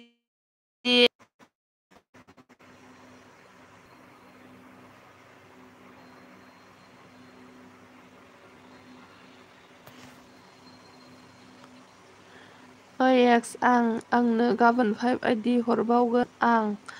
र' नोंबो हर आं नोंनो हरजोबखो ना माखोथाय आंनि आइडिजोंहाय आंना आइडिया 10थामोन आरोना बिहावनि बोरायनि नानिनि आंनि मोनब्रै ओमफ्राय आंनि सापर्ट आइडि 6था 10थामोन गासै हरबायगोन आं नोंनो नायनांगोनसो शॉर्ट प्रणय मेरे को सपोर्ट नहीं किया सपोर्ट कीजिए मैं भी आपको सपोर्ट करूंगी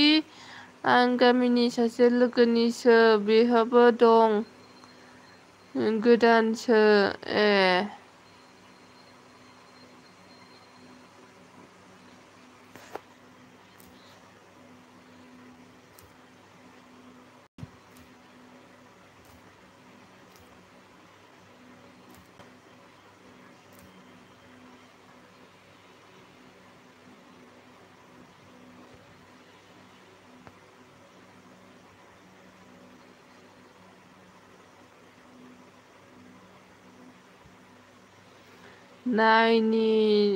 नानिनि आरो बिहावनिखौलाय मानो हराखै नों? हरदोंलै आङो हरनाय बायदि मोनदों आङो नायनांगोनसो नानिनि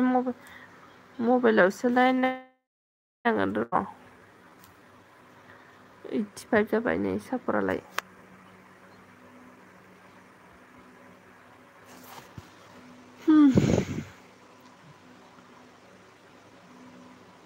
वाट्स टाइमाबो ओरैबायदि खम ना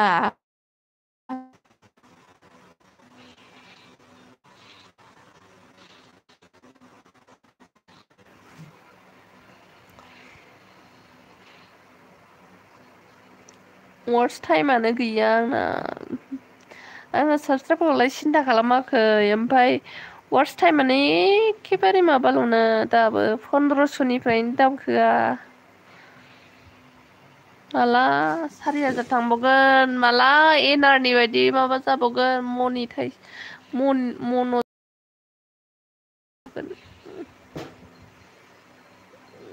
बेसे दं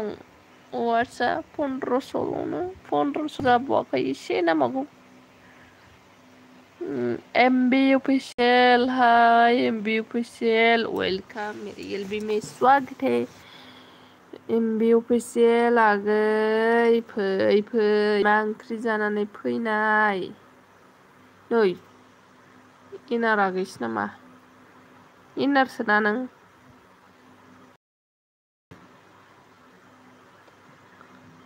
ना इनार नङा बे इनार बायदिसो नुदां महरखौलाय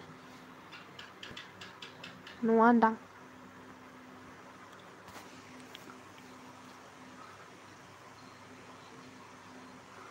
गोदान भिडिअ हगार औहाय जानला मानला मालायनिखौनो डाउनलड खालामना हगारलाबायनोसो लुगैबाय आं रागानो आं नङानो नों बायदि नुदों महरखौ आंना नेमा चेन्ज जाबाय माथोमोन ओंखायनो नाम गोदान लाना आन्दायलायलांसै आंहा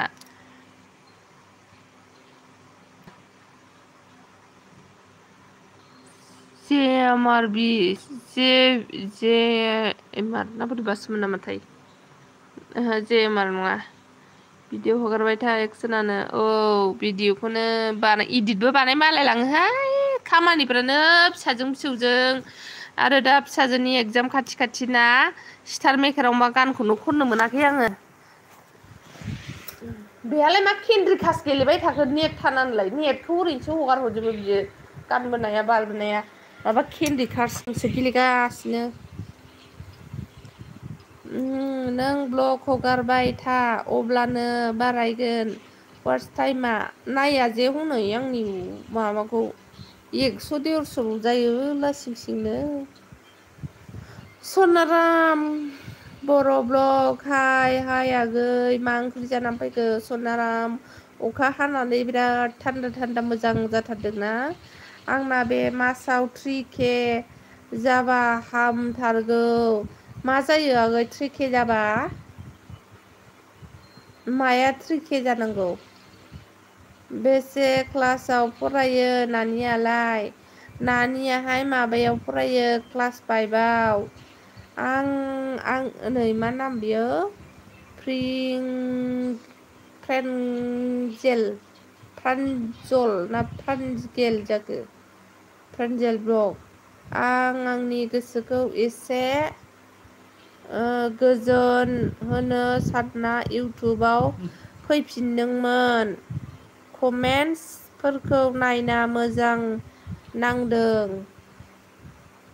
प्रेन्जेल ना मा नाम जाखोबाल फरायबा रोंलायलाङाहां र' आंनियाव गोदानसो नामा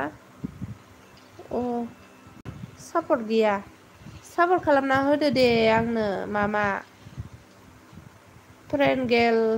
ना मा होनांगौ जाखो बेखौ प्रान्जलसोमोनदां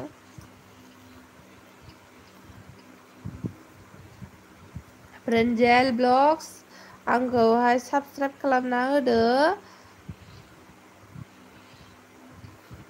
सिनायनाय मोनदां आगैखौ दारि गाबस्रें प्रेन्जेलखौहाय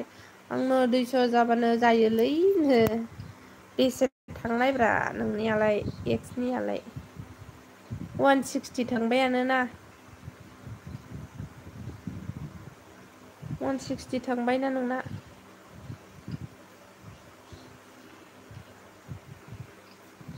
मालाय भिउसा फैबावदोंसो नै 158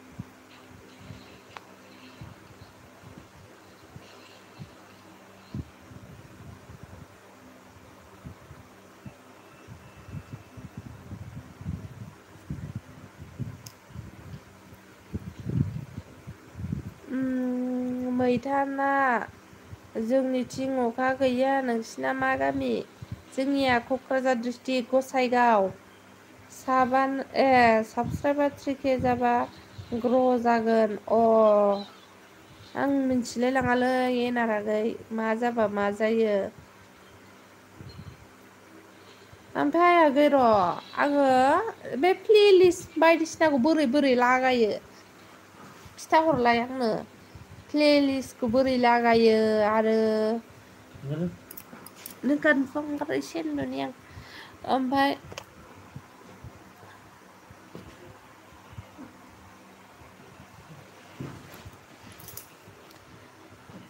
200 थांबानो देरहाबाय आं 200नि बिराद बुद्धि बारायलायगोन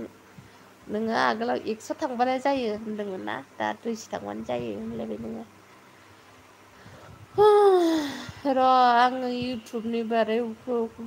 जेबो मिन्थिया आरोना र' आं सोंनि जेनेब्ला ना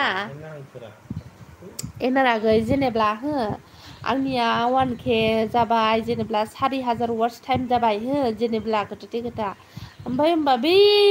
भिडिअफोरा वार्स जाखानायफोराहाय जेबो प्लास जालाना माबा होमबा ओमफ्राय सर्टआबो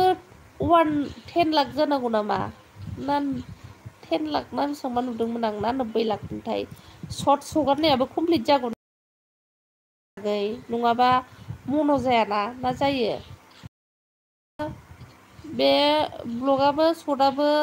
कमप्लिट जाजोबनांगौ नामा खोन्थाहरलाय आंनो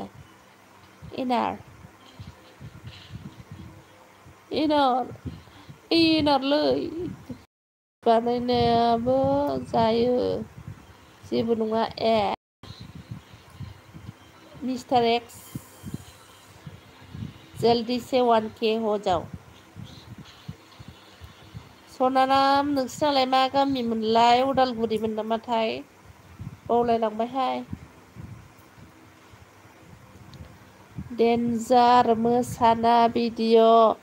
हगारनांगोन आं 200 थांबा हगारबानो जाबाय नोंसिनि थाइजौ जानायखौसो दाखालि गोथाव मोनदोंमोन आं थाइजौ खाजि जानाया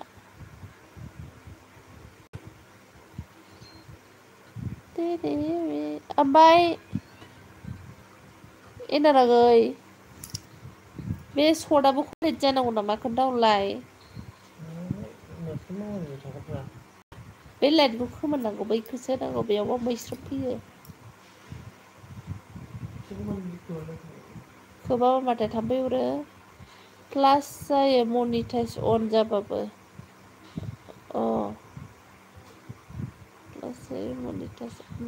ओमफ्राय बे भिडिअखौ दानजोबबालाय मा जागोन मनिटाइज जाखांनायनि उनाव गासिबो ना दानाबाबो सोलियो भिडिअफोरा फुराना भिडिअफोरा भिउस थाङैफोरखौहाय दाननो लुबैनाया हामला आङो खिन्थु बिसोरखौ दानबाथाय आंनो दा 1500 थांखानाय दानो खमायजोबगोन 1000ल' थाफैजोबगोन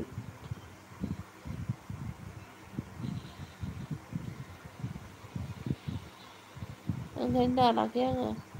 एसे एनैबाबो बोजोंनि होननानैहाय सर्टआबो कमप्लिट जानांगौ नामा बेखौल' खोन्थाहरदो आंनो आंखौबो सापर्ट खालामदो खालामाखैबा आंबो खालामबाय सोरखौ आंहालाय नोंजों लोगोखाना सनाराम बर' ब्लग बिलाय आंहा नोंजों लोगोखाना गावजों लोगोखा आंहा गोजा होनदों सर्ट भिडिअ माबा मनिटाइज अन जाजोबो नंगौ होमबा जेनेब्ला खोथा बे आंनियाहाय भिडिअ वाच टाइम बियो मोनथाम लाइन दंना मोनथाम लाइनावहाय जेनेब्ला साबसक्राइबार कमप्लिट जाबाय जेनेब्ला सेकेन्डआव पाब्लिक वाच टाइम ओमफ्राय थार्डआवहाय सर्ट भिडिअ ना मोनथामबो फुल जाजोबनांगौ नामा होनदां मनिटाइस जानोबा ना बे गेजेरनियाल' फुल जाबाबो जायो साबसक्राइबारजों वाच टाइम फुल जाबानो जायो नामा बे सर्टआदि 90 लाख ना 10 लाख नांगौ ना 1 लाख नांगौ ना बेबो फुल जाजोबनांगौ नामा होनदों गोजा हाय डार्लिंनो CID नो आइ डार्लिं होनदों CID होननायखाय भिडिअ दानबा नोंना मनिटाइज जानाया दे मनिटाइज जागोन लस जागोन नोंना बिदिया मनिटाइज अन जानाया दे मनिटाइज जागोन नंगौ लस जागोन नोंना आं थांबाय दे बाय अके बाय बाय सापर्ट होनायनि थाखाय थेंक इउ आं गाबोन थांगोन नोंनि 7:30 लाइभआव आं ओंखाम ओंख्रि संनायाव रायज्लायनो मोनाबाबो फुरा अन खालामनानै दोनबाय थागोन आरोखि ना स' बाय बाय thank you X bye bye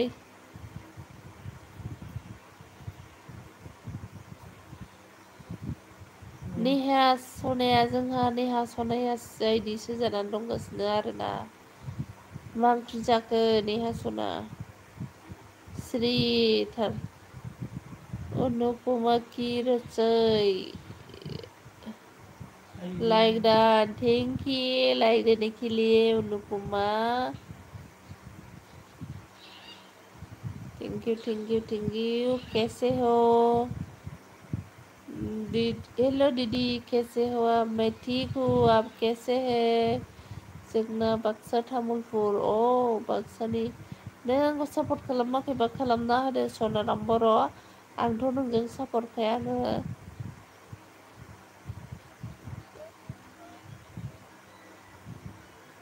short भिडिअआ 10M नांलाया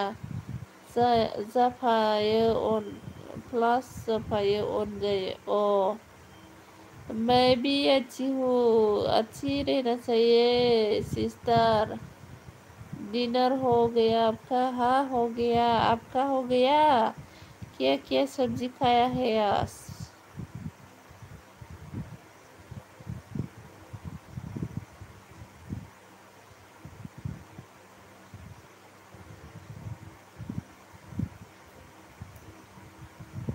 डिनर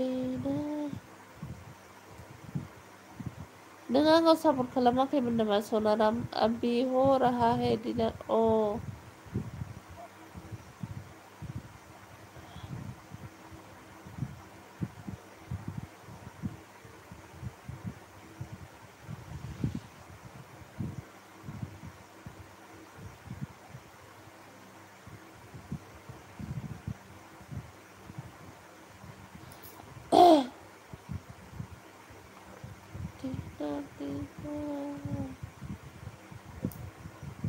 गोसो दङब्ला बुंना लाखा आगै दैस' थांस'नि नोंनि जाना जायालै आंना गाराङानो टेप बोरायनिसो जिउनि लामाखौ साजायनो मा ओंख्रि जानानै फैखो गलु मुलु new friend come please Anupama के साथ एन हो जाइए RB mix boy hello hello hello welcome RB mixer थांखु जाग्रा नालाय हब्रा गथिना हब्राब्रा गथिनानो अफिसियेल जी प्लिज काम नै निजोम नोंखौ लेंहरदों अनुपमाया गोसो दङब्ला बुंना लाखादा थोद कपिराइट फैगोन मानो दावराव दावसि इयारफना बोरो नोंनालाय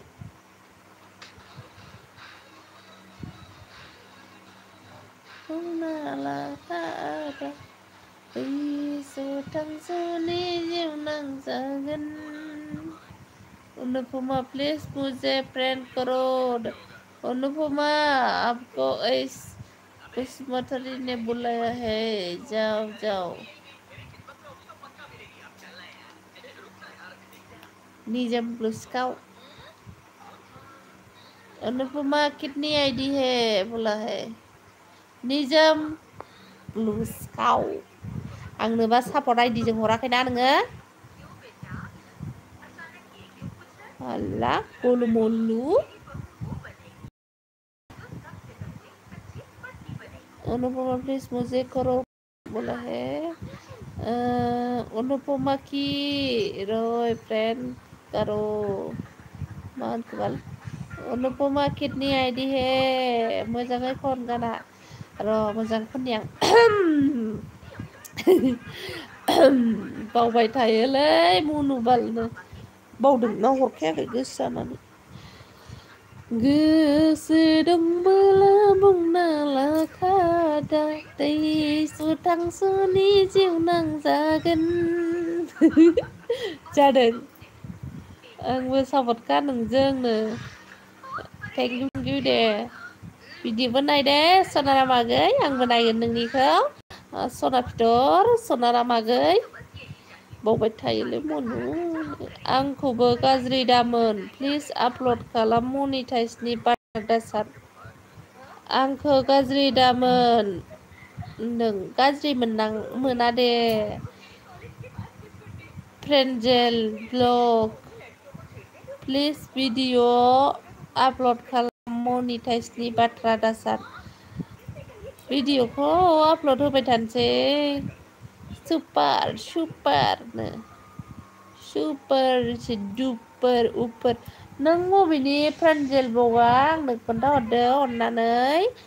आंखौ सापर्ट खालामाखैबा सापर्ट खालामना होदो फ्रेन्जेल आरो नोंनोबो सापर्ट नांगौबा खोन्थाहरदो आरोना कोई भी मुझे सपोर्ट कीजिए अनुपमा आपको निजम बुलाया है कितनी आईडी से बोला है और इस बसुमतारी बुलाया है अनुपमा जी निजम ने पूछा है आपको कितनी आईडी है बता देना अनुपमा भैया मेरे पास 1 आईडी है ओनली 1 आईडी है निजम उसके पास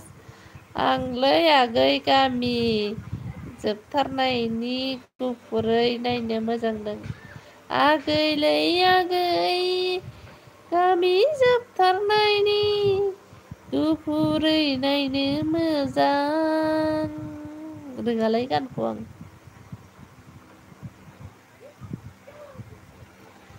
गोसो दंबोला बुंना लाखादा थांस'नि जिउ नांजागोन भैया अभी डिनर कर रही हूँ आप सपोर्ट करे प्लिज नै जोंहा नेहाया मोसागासिनो जिउनि लामा आं रोङालै गानखौनो रोङा आङो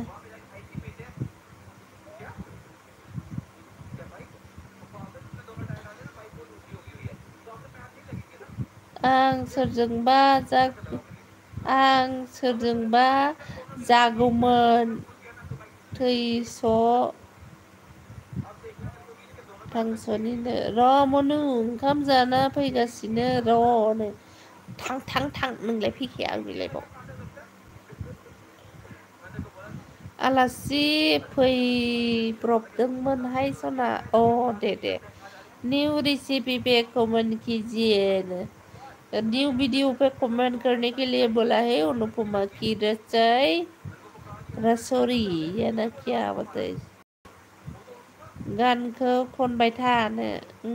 एनडिडि प्लिज काम नेहा नोंखौ लेंहरदोंमोन नै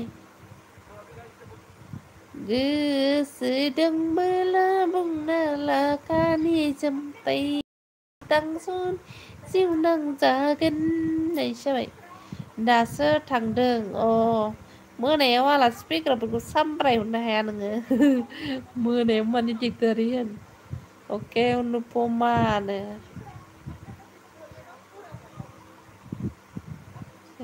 थाम्फै हरदों नामा नाहरदाय खोनाबाय थाम्फै हरदों नामा एसे नाहरग्रो आबाखौ टाइगार जिउनो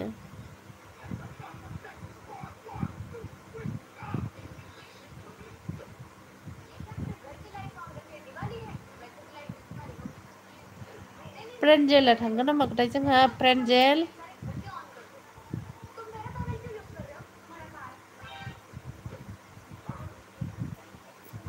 आरे थाम्फै हरबायहाय आंखौ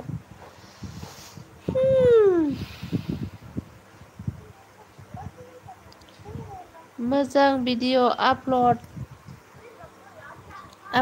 खालाम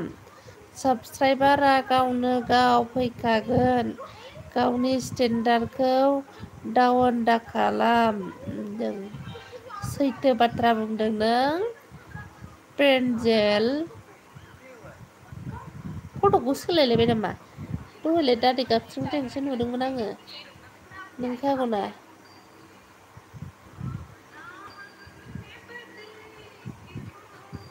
सोर बेलाय सिनायनाय मोनदां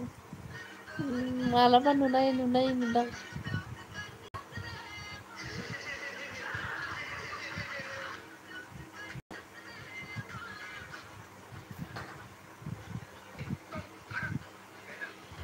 थेंक इउ एफा मोजां बाथ्रा बुंहरनायनि थाखाय आंखौ प्रेन्जेल थेंक इउ गोजोननाय थाबाय नोंसिम बेबायदिनो फोरोंहरनांगौ खोन्थाहरनांगौ बर'जों बर' फै नैबे जि दावरावहाय मानसिया आं खाथियाव थाला बिनि खाथियाव कपिराइट क्लेम फैथारगोन बे आंखौहाय टाइगारजों सुजुखाबाय सनानो माबाहाय आब' खिबुलसोना दासो फैदों सिखाव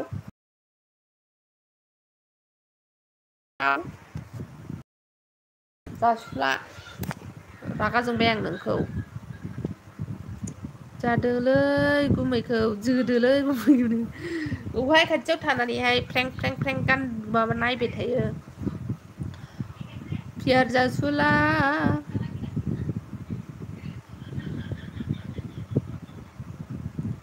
मानो दासो फैखो नोङो ओमफ्राय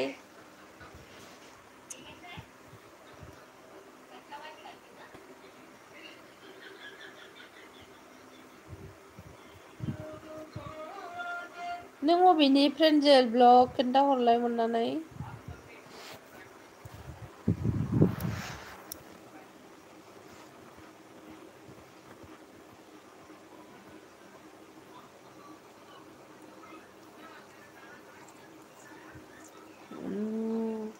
आं नों लांलायबाय आंनि ब्लुखौ हालासो नोंखौनो मानो खावना लाङानो आंनि ब्लुखौ ओंखायनो लाफिनबाय आं फैखानायखाय जासुला नोंनि जायगाया बखिला खालिखानो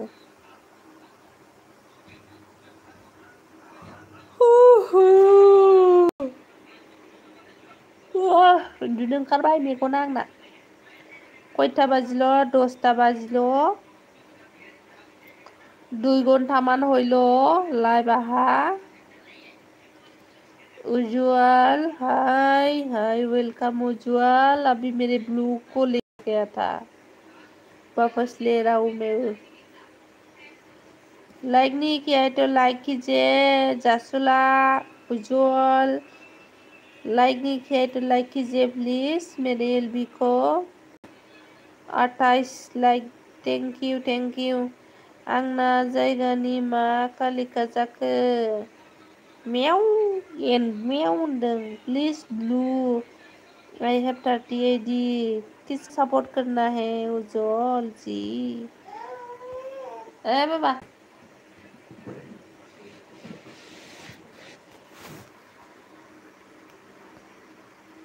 न्यू भिडिअफोर आई हैव 30 आईडी नोंनि थाखाय बुंदों नों यहाँ पे कोई आईडी लॉग नहीं है आईडी लॉग आया था वो चला गया है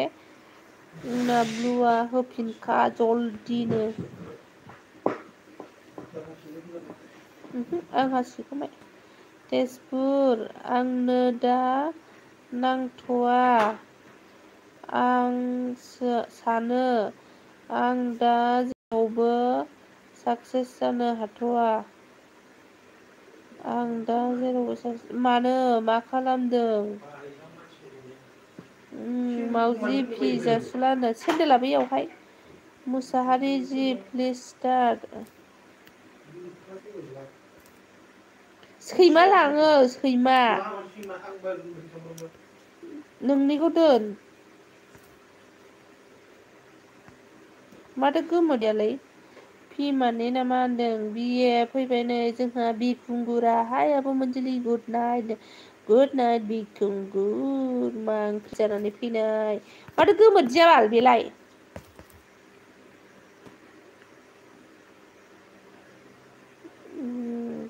बा बर' जि प्लिज स्टार्ट एन आइडि से पि माने पेटला होनदों आइ have 30 ID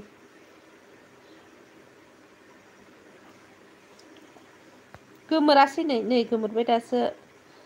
B Mushahary hello' मनजिलिनो hello' welcome मा खबर आब' मनजिलिनो खबरा बिदिनोसै हाय बिखुंगुरा गैया होनजाजोब्बाय ओंखायनो गाबनो ओंखारबाय आङो 1K थांखानायानो सेस बरबाद बरबाद कर दिया तूने मुझे होननायसो जाबाय एन माने ना ब्ले होनदों सोरबाफोर गोदानबा जयेन जादोनो उजवालजों लोगो जादों हनै उजवालजों मा ओंख्रि जाखो दे ओंख्रिया माबासो जोंना जोगोनार बिजौ एवनाय आरो ना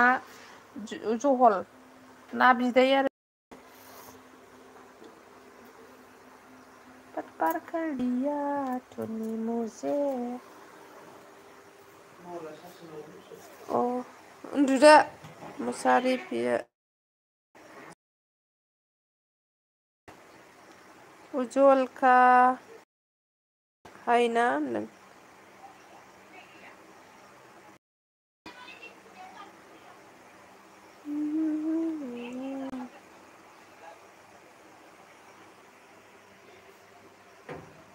हेलो फ्रेंड अनुपमा की रसोई के साथ भी फ्रेंड हो जाए बाबरो जी प्लीज स्टार्ट एन आइडि से बिए बर' पास होगासिनो हाबगोन बिए बर'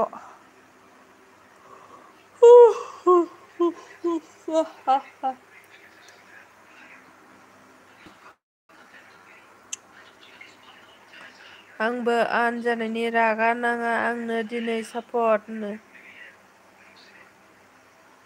अनुपमा जी प्लीज स्टार्ट एन आइडि से अनुपमा के पास 1 आइडि है ओनली बी सोना अनुपमा की पास आईडी नहीं सपोर्ट आईडी नहीं है ओनली 1 मैन आईडी है उसके पास उज्जवल भैया प्लीज सपोर्ट करे बोला है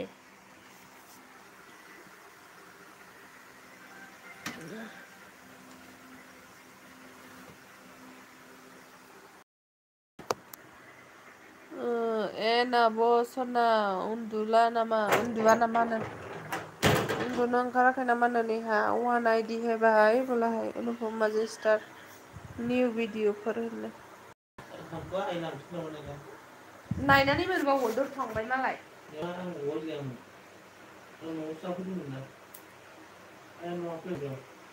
न'आव लांफैयाखैबो माथो लांफैदों आंनो नुदों आंखौथ' लाबोलायबायनो होननानै लांफैनायालाय मा जाखो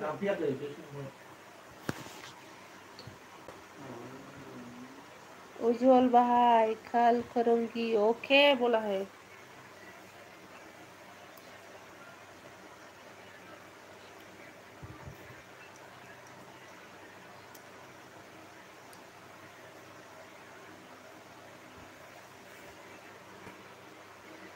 नेहा खावफ्ली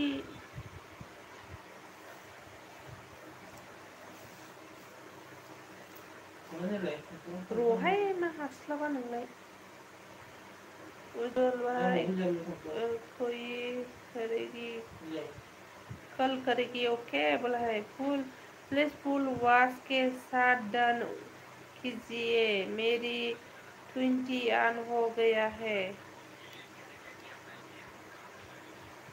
अनुपमा जी प्लीज स्टार्ट न्यू वीडियो फोर बोला है। तो फाग्ला होनदों।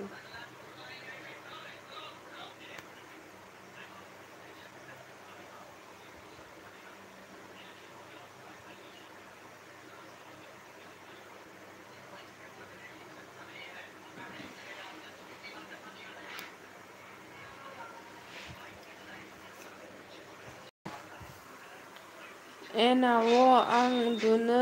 एसे ओंखारबाय। उन्दुनो ओंखारबाय ने जोंहा बिखुंगुरा।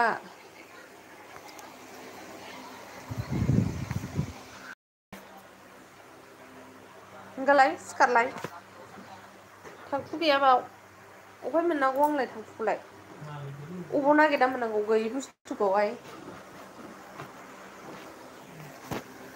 थांखु।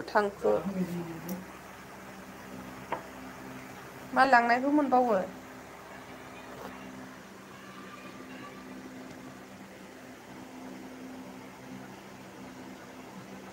उज्जवल ज्वाइन कर दिया है ब्रो। बी मुसाहारी ने उज्जवल को सपोर्ट किया है। उज्जवल प्लीज बी मुसाहारी को सपोर्ट बैक कर देना। आंनि ब्लूखौ दा खावखा। गावनिसो जाबावबाय ब्लुआ। अ बिलोखि बिदिसो होनदों। थांखु नांगौनोहाय नेहा नोंगुमैनो असान्थि थांखुनि रागानो जोंनो ओंखारबाय आं। गुमै थांखु एसे हरदोब्रा नो। आं बायहेरायावसो फैदों थांखु नागिरनो। इमान असभ्य थांखुखौनो गाव जाग्राखौनो लाया। ओमफ्राय आंखौसो रायबावो अबाव दोनखो नोङो थांखुखौ होनबावो। जेन्था गावनि थांखुखौ आं जायो आरोखि ना रायनाया। नाफानो जासुला थांखुखौ। थांखुआनो गैया नै बाहेरायाव। अबाव थांखु मोनजानो बेलाय।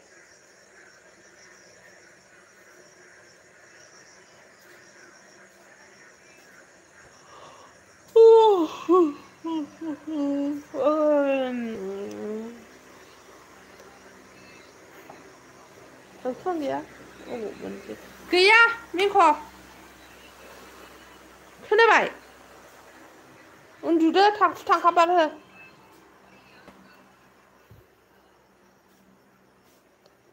नैबे टिभि रुमावबो गैया नै थांखुआनो। बेबा अबाव जानानै अबाव दोनखो नोंबा गोदाव सोरावबा। थांखुआनो गैया नैबाव। अबाव नागिरना मोननांगौ आंलाय। गुमै थांखु एसे हरदोब्रा होनदों। ओइ जासुला नोंनि बयलारा आंनो मासे होनदों। औहाय लायनांगौ आंहाबो खाथिबा लायगौमोन आं। हमदो थिखिनियाव लागावदो बेखौनो लागायनायजों फै लांफै। गाबोननो लांफै एन नङाबा गाबोन मोनायाव फानहरजोबसिगोननो अनुपमा सेक बेक बोला है। आं र' थांगासिनो आं जादों। आयु थांखु थिमिया गोमालायबाय नामा राजा फिफाना। थांखुआनो गोमालायबायनो। मामा आंखौसो रायगासिनो अबाव दोनखो नोङोनो आं जानायथां मालथां। आंसो दोनबावदोंनो गावनि थांखुखौहाय।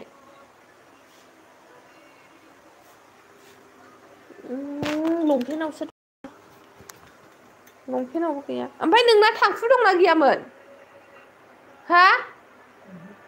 गैयाबा गैला होमबालाय उन्दुदो। नोमाया उन्दुबाय। अबाव थांखु मोनबावनो नोंलाय दर खेवनाय नंला बियो।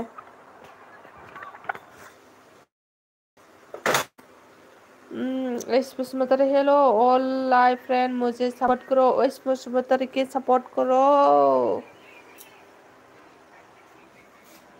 प्रफाइल सोलाय सोलाय फैगासिनोलाय। प्रफाइलखौ बिदि सोलायबाय थानो नाङा। आइ लांफैदों दहाय नोंनि थांखुखौ। थांखु गैया आं मोनथिया आंखौ डन डिस्टार्ब आं उन्दुबाय। आयदै गावनो गामसायाव खेथेबना लाखादों बेनो थांखुखौ प्रियाया। नै फैसा 1250 थाखा फैसा फैबायहाय आंनिया नै मेसेज फैदों मोनागुना सोर फैसा सोहरखोबाल आंनोलाय एन मुसारि लोगो जा आंजोंबो होनदों ओइ पि दोनथार रबार दोनथार मासे आंनो उन्दुदो दे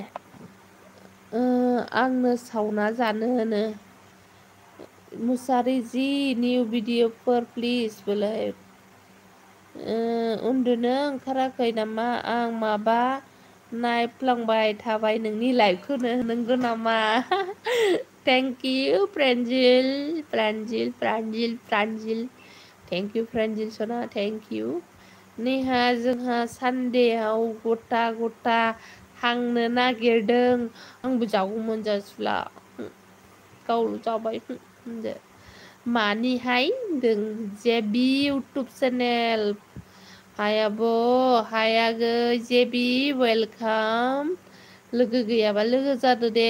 सोर सोरजों लोगो गैया लोगो जालायबानो जाबाय जेबि आगै ब्लु नांगौबा खोन्थाहरदै बा आंनोबो होनदों नेहाया जोंखौ रावबो लाफाया जोंहा नेहाजों खाथि मोनबा खम देवानि जागौमोन जों नेहाजों आंजों क'क्राझार बायदिबाबो थांलायगौमोन जोङो ना नेहा नेहा सना ना फै नेहा होनदों बिए बर' अफिसियेल जइन खालामदोब्रानो जागोन दे आब'नो बिएआ जाहैबाय बिखुंगुरसो दे थांखो ना माखो उन्दुनो ओंखारबाय होनदोंमोन जोंहा बिखुंगुरा ओइ बिखुंगुर एन्सार हरद' होननाय लोगो नांगौ नामानो नोंनो बि मुसाहारि ब्लगाहाय लेंहरदों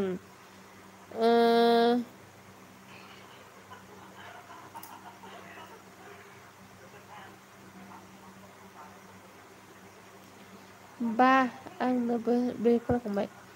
र' अबाय थागोन जागोन दे आब'नो उज्जवल भैया 3:28 मिनट का वीडियो फुल वॉच के साथ डन कभी कहूँ आप इतना जल्दी कैसे डन किया है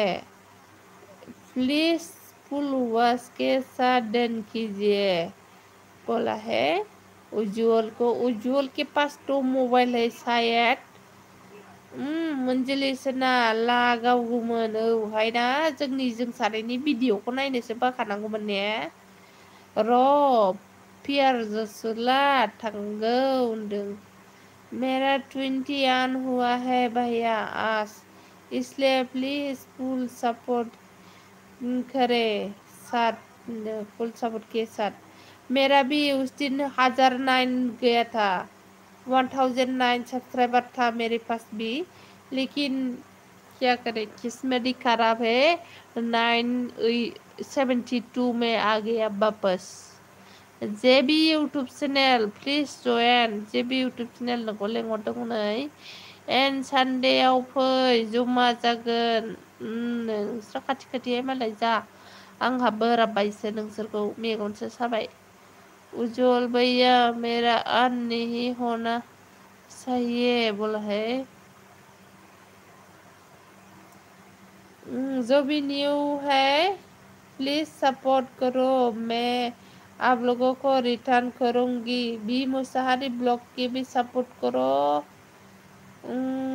नङा बहा मोनलायनो नोंना बहा मोनलायनो सोरखौ होनखो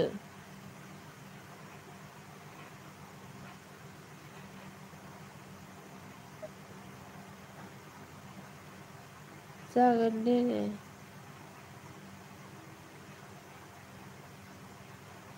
ब्लु नांगौबा होनहरबानो जाबाय जेबि इउटुब चेनेल बी ब्लॉग भैया प्लीज काम बि मुसाहारि नोंखौ लेंहरदों अनुपुमाया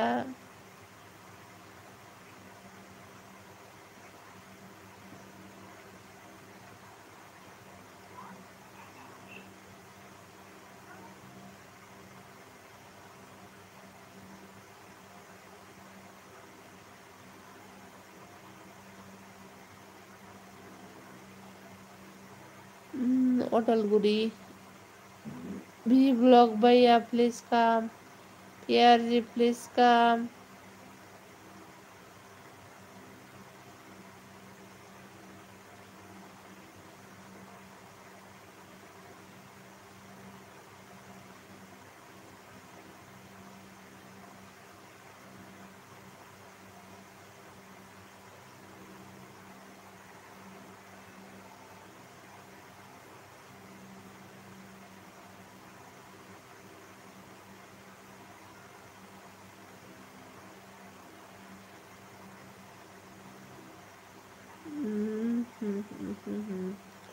Barusan tangkaman. Binas bijahai.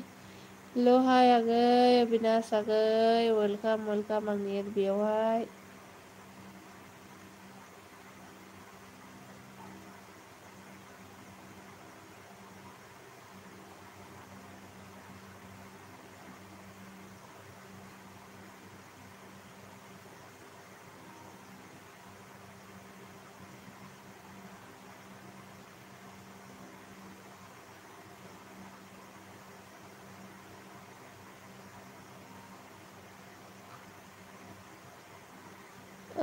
Ang Odalguri sehenba Odalguri semba ande. Ang jala unduneng karba undude de ang bondu kajiris tanai udupuma komen.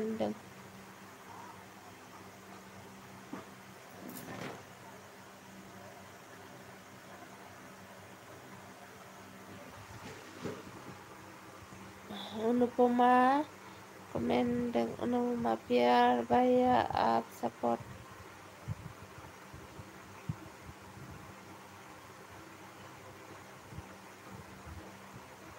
Mang krisak kemang.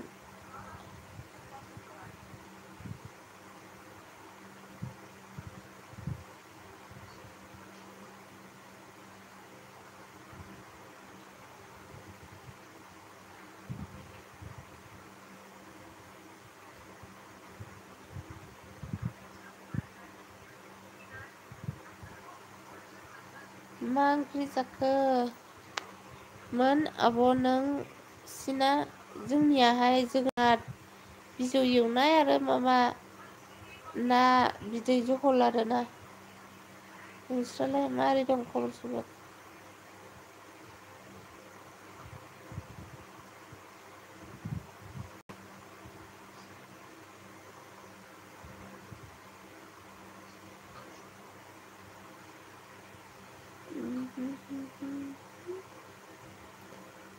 मा কি করি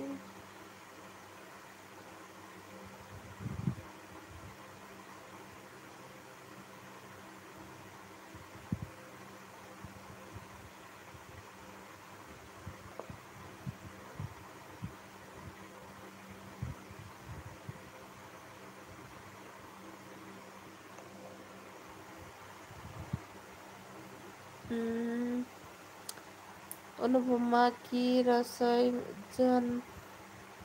ज्वाइन कर दिया जी रिटर्न प्लीज बोला है वी ब्लॉग मुझे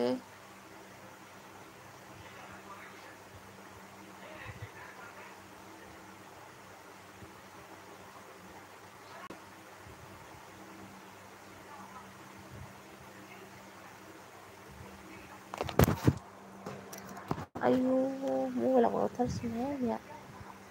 जेबि इउटुब चेनेल जइन खालामबाय दे आं रिटार्न हरफिन थागोन ना माखो बेबायदि आंना खबरा दासान्दि मोजां नंथारा आब' न'खराव एसे प्रब्लेम जादों जोंना आब'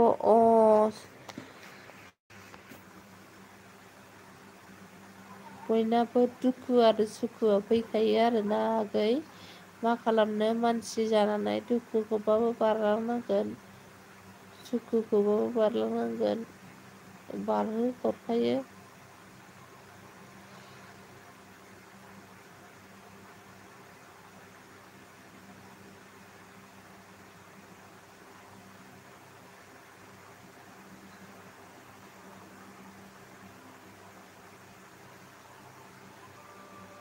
मेगनसो मानलाजोब्बाय बेहाय आंहा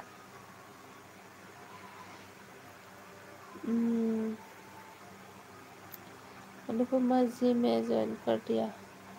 ओके चेक करती हूँ। अनुपमा शॉट किया है।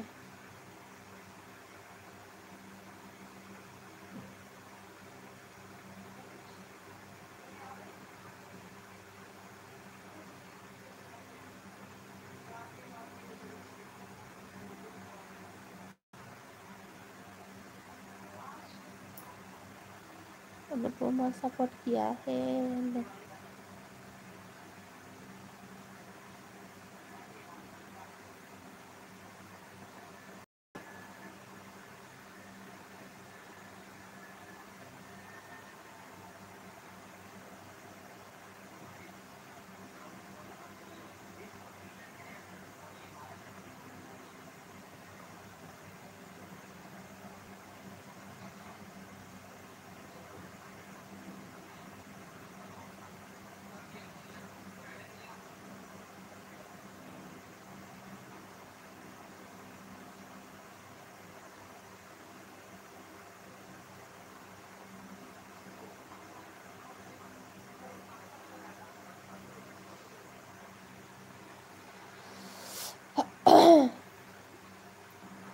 गाबोन लोगो मोनगोन दे सनाफोरनो।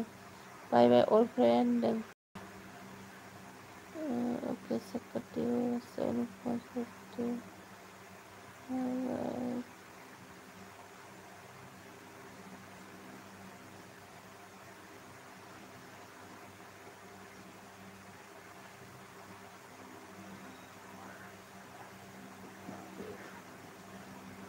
माला उन्दुनो सैबो निहा उन्दुनोसैबो आंखौ गालांना होनदों। बिकास हेल' लाइदा थेंक इउ पियारजि जयेन प्लिज नो।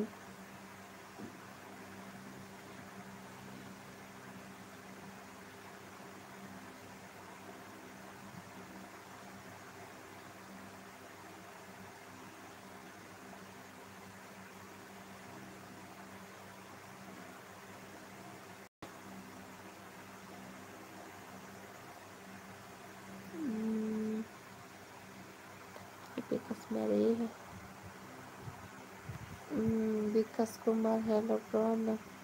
आं नोंनि चेनेल भिडिअखौ फेसबुकआव शेयार खालाम। आब' नोंनि चेनेल भिडिअखौ फेसबुक ग्रुपआव शेयार खालाम।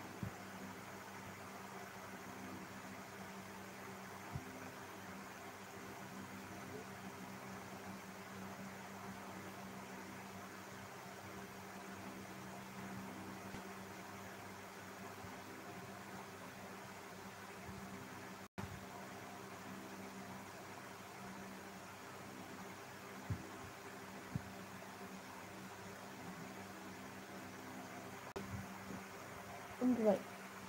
आरे खानायाव होसिनबाय नोङो होनबालाय र' आब' थाथ' र' दे बाय बाय आंबो दोनखानोसैहाय आंबो उन्दुनो ओंखारबाय।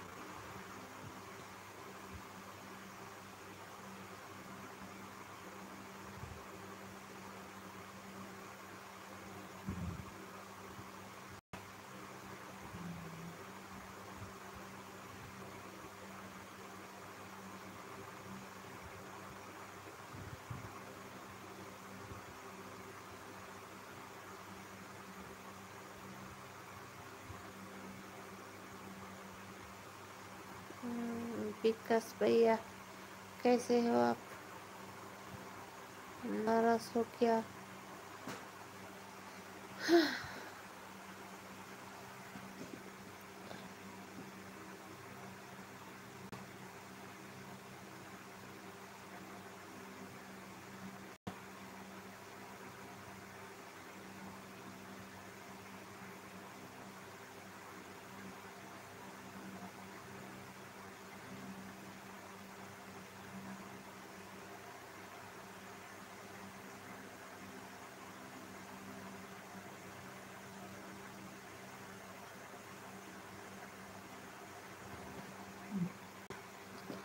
माथो कमेन्टआ थालांजोबबाय नामा?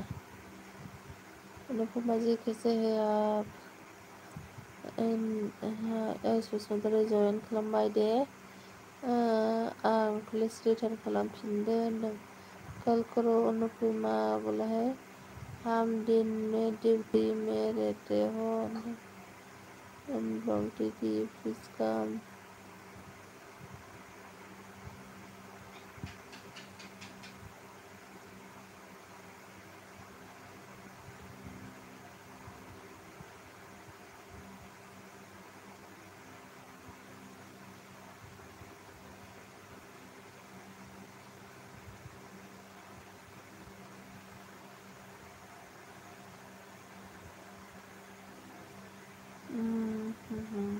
अनब्लॉक दीदी प्लीज कम प्यारे भाई जान प्लीज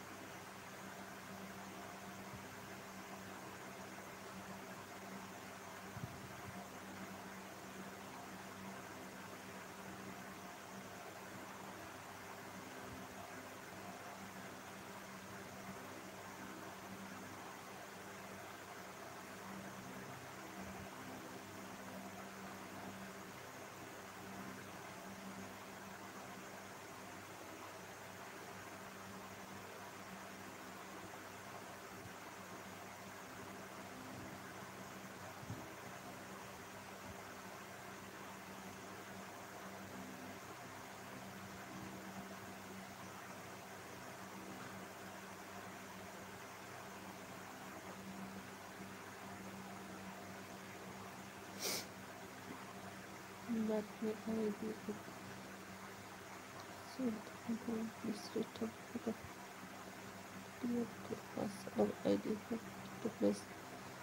तो 10 से 10 पैक लिया है ना, मेरे पास आईडी नहीं है क्या भाई करते हो।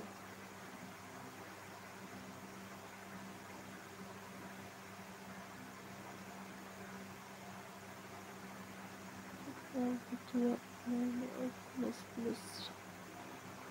10 color.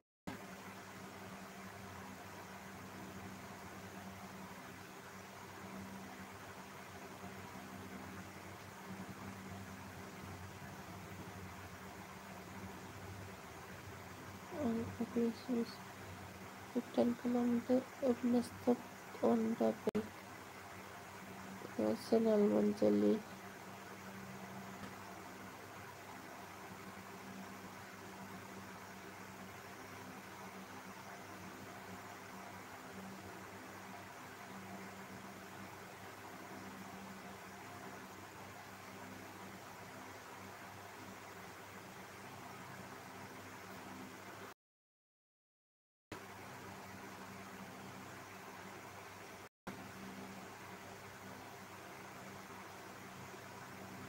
The bell icon bell.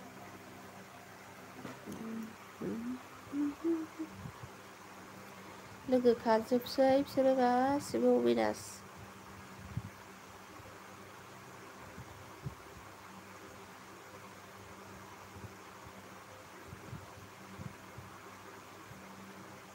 Okay guys, no. Okay. Bye bye Avinash.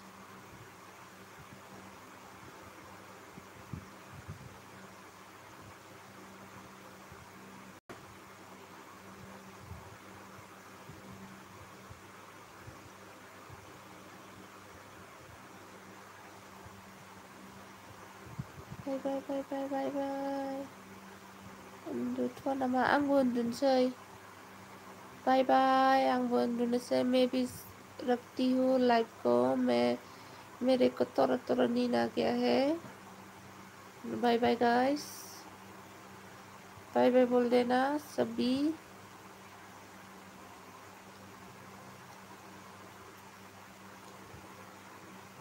Bye bye.